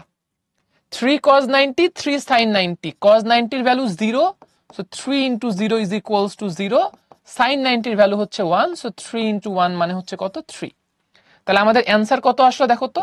তাহলে অ্যান্সার আসলো হচ্ছে আমাদের কার্টেশিয়ান স্থানাঙ্ক, এটা আসলো 0,3, দ্যাট ইজ দ্য অ্যান্সার। 2 নাম্বারটা নিজেরা পারবা সবাই? বলো তো, জাস্ট সেম ফর্মুলা, এখানে আর এর ভ্যালু কত বসাবা, √2, থিটার ভ্যালু কত বসাবা, -3π/4, সেম ফর্মুলায় বসাবা, রেজাল্ট চলে আসবে। করা লাগবে না পোলাপাইন বলছো, ঠিক আছে। তো এটা হচ্ছে তোমাদের নিজ দায়িত্বে হোমওয়ার্ক, ঠিক আছে? নিজেরা এটা করে ফেলবা। সামনে আগাই চলো, যশোর বোর্ডের ম্যাথ ছিল কিন্তু, সো এগুলা কিন্তু এক্সামে আসে। তোমাদের জন্য আরেকটা কুইজটা আমরা লঞ্চ করতেছি, তোমরা অ্যান্সার করে ফেলো, আমিও তোমাদের পাশাপাশি অ্যান্সার করে ফেলতেছি, ঠিক আছে? সবাই একটু অ্যান্সার করে ফেলে আসো, তোমরা অ্যান্সার করো, এর মধ্যে আমিও অ্যান্সার করে ফেলতেছি। তাহলে আর এবং থিটা দেওয়া আছে, আর হচ্ছে 3, থিটা হচ্ছে -60। ওকে, তাহলে দেখো আমরা এক্স এবং ওয়াই বের করতে চাই, তাহলে এক্স ইজ ইকুয়ালস টু কত আসবে, আর কস থিটা, তাহলে 3 cos -60, আর ওয়াই ইজ ইকুয়ালস টু আসবে হচ্ছে 3 sin -60। তাহলে cos -60 এর ভ্যালু হচ্ছে হাফ, তাহলে এটা কত দাঁড়াচ্ছে, 3/2, এবং sin -60 এর ভ্যালু হচ্ছে -√3/2। তাহলে দেখো তুমি ডিরেক্টলি দেখতে পাচ্ছ যে কত আসছে অ্যান্সার, 3/2 কমা এটা দাঁড়াচ্ছে হচ্ছে -3√3/2। তার মানে option C is the correct answer. Option C correct answer. আপনারা 77%, খুবই ভালো, মানে তোমরা খুব সুন্দর বুঝছো আজকে। 77% তোমরা সঠিক উত্তর দিয়েছো, ভেরি ভেরি গুড। ওকে, আমরা একটু সামনে চলে যাই। এখন আমরা দেখব হচ্ছে সমীকরণ প্রকাশ। সমীকরণ হচ্ছে আমরা চেঞ্জ করা শিখবো, ঠিক আছে? কার্টেশীয় থেকে পোলার সমীকরণ হচ্ছে আমরা চেঞ্জ করা শিখবো। আমাদের আগে যে ফর্মুলাগুলো আমরা শিখছি, এক্স্যাক্টলি সেম ফর্মুলাগুলো ইউজ করে আমরা হচ্ছে এই ম্যাথগুলো করে ফেলতে পারবো। একটা হচ্ছে r square is equals to x square plus Y square, একটা হচ্ছে আমাদের x is equals to R cos theta, একটা হচ্ছে আমাদের y is equals to R sine theta. এই ফর্মুলাগুলো ব্যবহার করলেই তোমরা দেখবা যে আমাদের সুন্দর করে কাজ হয়ে যাচ্ছে। এই যে এই তিনটা ফর্মুলা দিয়েই দেখবা আমাদের সবগুলো ম্যাথ সুন্দর করে মিলে যাচ্ছে। সেকেন্ড কুইজে যদি লিডার বোর্ডটা একটু পাবলিশ করে দেই, দেখতে পাচ্ছি সবার আগে আরাফাত, তাসনিম, রিয়াদ, সুপ্ত, হাকিম, ইফাতুল, ওয়ালি, নিয়াজ, শাফিন, সামাদ, এই 10 জন সবার আগে ঠিক উত্তর দিচ্ছে আগের কুইজে। আচ্ছা, তাহলে এখানে একটু চলে যাই, আসো আমরা যদি একটু একটা একটা করে সলভ করতে চাই। 1 নম্বরে দেখি, আসো কি বলা হয়েছে, X square plus Y square whole square is equals to a square into x square minus y square, তাই তো? আচ্ছা, তাহলে প্রথমেই আমাদের যেটা খেয়াল করতে হবে ভাই, সেটা হইলো এই তিনটা ফর্মুলা তো মাথায় সেট করা আছে। যখনই তুমি X square plus Y square দেখবা, তোমার চোখ চকচক করে ওঠা উচিত যে ভাই এটা মানে কি, X square plus Y square মানে কি আর স্কোয়ার। তাহলে দেখো এটাকে লেখা যাবে R square whole square. A square, আচ্ছা খেয়াল করো তো ভাইয়া, থার্ড ব্র্যাকেট ইউজ করতেছে, ফার্স্ট ব্র্যাকেটও ইউজ করতে পারো, সমস্যা নেই। এক্স স্কোয়ারকে আমরা কি লিখতে পারি, এক্স মানে হচ্ছে আর কস থিটা, তাহলে এক্স স্কোয়ার, যে দেখো এটাকে স্কোয়ার করলে হবে হচ্ছে r square cos square theta, minus y স্কোয়ারকে আমরা বলতে পারি হচ্ছে r square sine square theta, তাই না? বলতে তো কোনো অসুবিধা নেই। আচ্ছা তাহলে দেখো লেফট সাইডে আমাদের থাকলো হচ্ছে আর টু দি পাওয়ার অফ 4, বা আমি এভাবে বলতে পারি আর স্কোয়ার হোল স্কোয়ার, মানে আর স্কোয়ার ইন্টু আর স্কোয়ার, আর এই পাশ থেকে আমি একটা আর স্কোয়ার কমন নিতে পারি, তাহলে থাকবে হচ্ছে cause square theta minus sine square theta, এটা থাকবে। তাহলে বুঝতেই পারছো এখানে আর স্কোয়ার আর এখানকার একটা আর স্কোয়ার কাটা, আর এইখানে cause square theta minus sine square theta, এখানে একটা ফর্মুলা অ্যাপ্লাই করবো এখন ভাইয়া, একটু ভাইয়াকে কষ্ট করে বিশ্বাস করে নিতে হবে। এই ফর্মুলাটা তোমরা একটু বড় হইলেই শিখবা, চ্যাপ্টার 7-এ, first paper chapter 7, cos square theta minus sine square theta, একটা ফর্মুলা আছে, ফর্মুলাটা হচ্ছে এটা হচ্ছে কস টু থিটা। তাহলে এটা দেখতে পাবে এরকম, r square is equals to a square into cos two theta. Okay, তাহলে এই যে আমরা এখন যেটা পাইছি সেটাই হচ্ছে অ্যান্সার। তাহলে ভাই আমরা কিভাবে বুঝবো যে কখন অ্যান্সার চলে আসছে? কারণ ভাই দেখো আমাদেরকে কি করতে হবে, কার্তেশীয় থেকে পোলারে কনভার্ট করতে হবে। তার মানে আমাকে এক্স ওয়াই এ দেওয়া আছে, আর থিটাতে কনভার্ট করতে হবে, মানে এক্স ওয়াই সব গায়েব করতে হবে, কোনো এক্স ওয়াই রাখা যাবে না। তাহলে খেয়াল করো আমাদের এক্স ওয়াই এই লাইনেই সব চলে গেছে, কিন্তু আমরা কি করব, আমাদের যদি শর্ট করার সিম্পলিফাই করার সুযোগ থাকে আমরা একটু সিম্পলিফাই করব, তাহলে দেখবো যে আমাদের কাজ ইজিলি সলভ হয়ে গেছে। আমাদের সিম্পলিফাই করা দরকার হইলে আমরা সিম্পলিফাই করবো, টিচাররা পছন্দ করে। আচ্ছা এবার আসলে একটু 2 নম্বরে যাই। 2 নম্বরটা যদি একটু দেখি আমরা কি বলা হয়েছে, 2 নম্বরটা খুবই simple, X square plus Y square minus A Y equal to 0, ঠিক আছে? আচ্ছা তাহলে এখানেও একটু খেয়াল করো, X square plus Y square দেখলেই তোমার চোখ কিন্তু চকচক করে ওঠা উচিত, তাই না? কারণ এটা মানে কি, এটা মানে হচ্ছে আর স্কোয়ার, এটা মানে হচ্ছে আর স্কোয়ার। তাহলে দেখো আমরা এখানে কি লিখতে পারি, এটা হচ্ছে r square minus A Y এর জায়গায় আমরা লিখতে পারি হচ্ছে আর সাইন থিটা ইকুয়াল টু 0, ঠিক আছে? তাহলে দেখো মাইনাসটাকে সমীকরণের ওই পাশে নিয়ে যাই, এটা হবে r square is equals to a r sine theta. খেয়াল করে দেখো এই আর এর সাথে এখানকার আর স্কোয়ারের একটা আর কেটে যাবে আর একটা আর রয়ে যাবে। সবাই বুঝতেছি আশা করি, তাই না? সবাই ভাইয়ের সাথে সাথে ম্যাথ করতেছি, ভাইয়ের সাথে সাথে ম্যাথ করতে হবে কিন্তু। আচ্ছা তাহলে দেখো যেখানে ছিলাম আমরা হচ্ছে এখানে ছিলাম যে আর আর একটা কাটা থাকলো কি, r is equals to a sine theta, এটাই হচ্ছে answer. R is equals to a sine theta, এটাই হচ্ছে আমাদের অ্যান্সার। ক্লিয়ার সবাই? আমরা আশা করছি আমরা সবাই ক্লিয়ার, আশা করছি আমরা সবাই জিনিসগুলো বুঝতে পারছি। থার্ড ব্র্যাকেট এমনি দিছি, পড়ার সময় বলছিলাম তো এটা এমনি ইউজ করছি, আমরা চাইলে ফার্স্ট ব্র্যাকেট ইউজ করতে পারো, কোনো সমস্যা নাই। স্কোয়ার রাখলাম না, আর কেন রাখলাম না, কাটাকাটি সুযোগ থাকলে কাটাকাটি করবো না, আর স্কোয়ার আছে জন্য আর স্কোয়ার কেটে দিছি, দুই পাশে আর স্কোয়ার। আচ্ছা 3 নাম্বারটা হচ্ছে তোমাদের হোমওয়ার্ক, 3 নাম্বারটা এটা হচ্ছে তোমাদের হোমওয়ার্ক, দুইটা করে দিছি। এই 3 নাম্বারটা নিজেরা ট্রাই করবা, না পারলে প্যারালাল টেক্সটেও আছে, না হইলেও নেক্সট ক্লাসে করে দিব। সো 3 নাম্বারটা তোমাদের হোমওয়ার্ক, এটা হচ্ছে এখানে ছেড়ে দিচ্ছি। তাহলে আমরা এখন দেখলাম কার্তেশীয় থেকে পোলারে কনভার্সন, লাস্ট আমরা এখন যেটা দেখবো সেটা হচ্ছে পোলার থেকে কার্তেশিয়ানে কনভার্সন। পোলার থেকে কার্তেশিয়ানে কনভার্সন মানে আমাদের হচ্ছে আর এবং থিটা দেওয়া থাকবে, আমাদের এটাকে কনভার্ট করে এক্স এবং ওয়াই তে নিতে হবে, এটা আমাদের কনভার্ট করে এক্স এবং ওয়াই তে নিতে হবে, ঠিক আছে? আচ্ছা তাহলে দেখি আসো। ওকে তাহলে প্রথমটা যদি আমরা একটু দেখি, 1 নাম্বারটা কি বলা আছে, r is equals to a. ভাই খুবই simple, r is equals to a বলা আছে না, আর সমান আমরা কি জানি, আর সমান আমরা জানি root over of x square plus Y square, এটা জানি না, আমরা ফর্মুলা শিখে আসছি। রুট নর্মালি টিচাররা রাখা পছন্দ করেন না, রুট রাখা নর্মালি টিচাররা পছন্দ করেন না, সো আমরা কি করব, বোথ সাইডে স্কোয়ার করে দিব।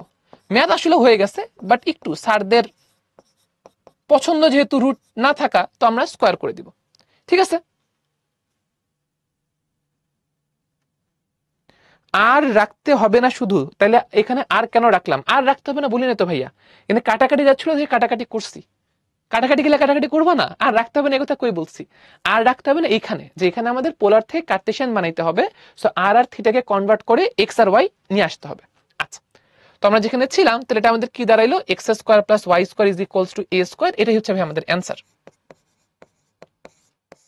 ওকে, 2 নাম্বারটা করে দিচ্ছি, 3 নাম্বারটা তোমাদের হোমওয়ার্ক থাকবে, লিখে রাখো। 2টা করে দিব, 3টা হচ্ছে হোমওয়ার্ক। ওকে, দেখি আসো। তাহলে 2 নম্বরে কি বলা আছে, r into 1 plus cos theta is equals to 2। একটা কাজ করে ভাই গুণ করে দাও, তাহলে এটা হবে r plus r cos theta is equals to 2। ভাই r সমান কি লেখা যাবে, root over of x square plus Y square. একটা কাজ করছি ভাই, এক লাইনে একটু বোঝার চেষ্টা করিও। r কস থিটা মানে কি এক্স না, r কস থিটা মানে কি এক্স, সমীকরণের ওই পাশে নিয়ে যাচ্ছি। তাহলে এখানে কি হয়ে যাবে, এখানে ছিল এক্স, ওইখানে গেলে হয়ে যাবে মাইনাস এক্স। বুঝছি তো সবাই নাকি? আর কস থিটা হচ্ছে এক্স, সমীকরণের ওই পাশে নিয়ে গেলাম, তাহলে মাইনাস এক্স। এই পাশে স্কোয়ার করে দিব, এই পাশেও স্কোয়ার করে দিব। হ্যাঁ, স্কোয়ার কেন করতেছি, রুটকে তাড়ানোর জন্য। কি বলছিলাম যে টিচাররা রুট পছন্দ করেন না, এই জন্য আমরা স্কোয়ার করে দিব। তাহলে কি হচ্ছে দেখি, তাহলে রুট চলে যাবে, থাকবে হচ্ছে X square plus Y square, এই পাশে থাকবে হচ্ছে 2 মাইনাস এক্স হোল স্কোয়ার। তাহলে স্কোয়ার করে দাও ফর্মুলা অনুযায়ী, এটা হবে 4 minus 4x plus x square. দেখো একটু খেয়াল করে ভাই, দুই পাশ থেকে এক্স স্কোয়ার কাটাকাটি চলে যায়, মাইনাস হয়ে যায়, তাই না? তাহলে কি থাকলো আমাদের ফর্মুলা, আমাদের থাকলো হলো লাস্ট লাইন ওয়াই, সবকিছুকে বাম পাশে নিয়ে আসি, তাহলে Y square plus 4x minus 4 equal to 0। এটাই হচ্ছে অ্যান্সার। আশা করি সবাই বুঝতে পারছি, ঠিক আছে? আশা করি সবাই আমরা ক্লিয়ার। ওকে, 3 নাম্বারটা তোমাদের হোমওয়ার্ক, 3 নাম্বারটা নিজেরা ট্রাই করবা। কুইজ 3 এটা আমি মুখে মুখে অ্যান্সার করে দিচ্ছি, এটা আর এখন লঞ্চ না করলাম কারণ ক্লাস টাইম ওভার হয়ে গেছে। আসলে ঢাকা ইউনিভার্সিটি 21-22-এ আসা কি বলা হয়েছে, কোন বিন্দুর পোলার স্থানাঙ্ক সি কমা পাই হলে ওই বিন্দুটার কার্তেশীয় স্থানাঙ্ক কত হবে। খুবই সিম্পল, তাই না? আমি যদি দেখো, আমি তো ফর্মুলা বসে তো করতেই পারি, ওটা তুমি নিজেরাই করে নাও, যে আর কস থিটা আর সাইন থিটা ফর্মুলা বসে নিজেরাই করে নাও, মাইনাস 3,0 আসবে। আমি তোমাকে অন্য আইডিয়াটা একটু দেখাই, সেটা হলো একটু খেয়াল করে দেখো, সি কমা পাই, পাই মানে কি 180 ডিগ্রি না? তাহলে এক্স অক্ষের পজিটিভ থেকে 180 ডিগ্রি মানে কি এক্স অক্ষের নেগেটিভ দিকে, আর মূল বিন্দু থেকে দূরত্ব হচ্ছে সি। তাহলে খেয়াল করো, মূল বিন্দু থেকে সি দূরে এক্স অক্ষের নেগেটিভ দিকে, তাহলে বিন্দুটা কত হবে, মাইনাস সি কমা 0। ফারিহা বলেছ আগের ম্যাথে কজ স্কোয়ার কেন হলো, কোথায় কোথায় স্কোয়ার দেখছো আপু?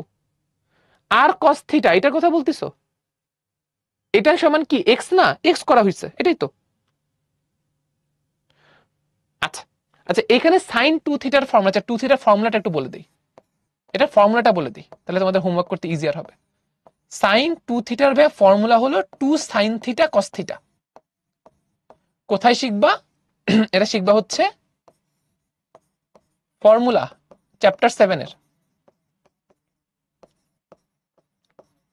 হ্যাঁ, তো আমরা যেখানে ছিলাম, তাহলে এই পয়েন্টটা কত হবে, মাইনাস সি কমা 0। আমাদের অ্যান্সার কি, option B, minus c comma 0। ওকে, আচ্ছা এটা কি আরেকবার বলতে হবে? আচ্ছা আরেকবার বলি, খেয়াল করো কি বলা হয়েছে, পাই, পাই মানে কি 180 ডিগ্রি। তাহলে এক্স অক্ষের ধনাত্মক দিক থেকে 180 ডিগ্রি মানে হচ্ছে এক্স অক্ষের ঋণাত্মক দিকে, আর মূল বিন্দু থেকে সি দূরত্বে। তাহলে এক্স অক্ষের উপরে নেগেটিভ ডিরেকশনে মূল বিন্দু থেকে দূরত্ব হচ্ছে সি, তাহলে পয়েন্টটা কত হবে, মাইনাস সি কমা 0। আর তুমি যদি হচ্ছে ফর্মুলা দিয়ে করতে চাও, ফর্মুলা দিয়েও করতে পারো, খুব ইজি। কি হবে, সি কস পাই, কস পাইয়ের ভ্যালু -1, তাহলে x is equals to minus c, y is equals to c sine pi, sine pi value 0, তাহলে y ইকুয়াল টু 0। তাহলে অ্যান্সার কি আসলো, মাইনাস সি কমা 0। আশা করি বুঝতে পারছো।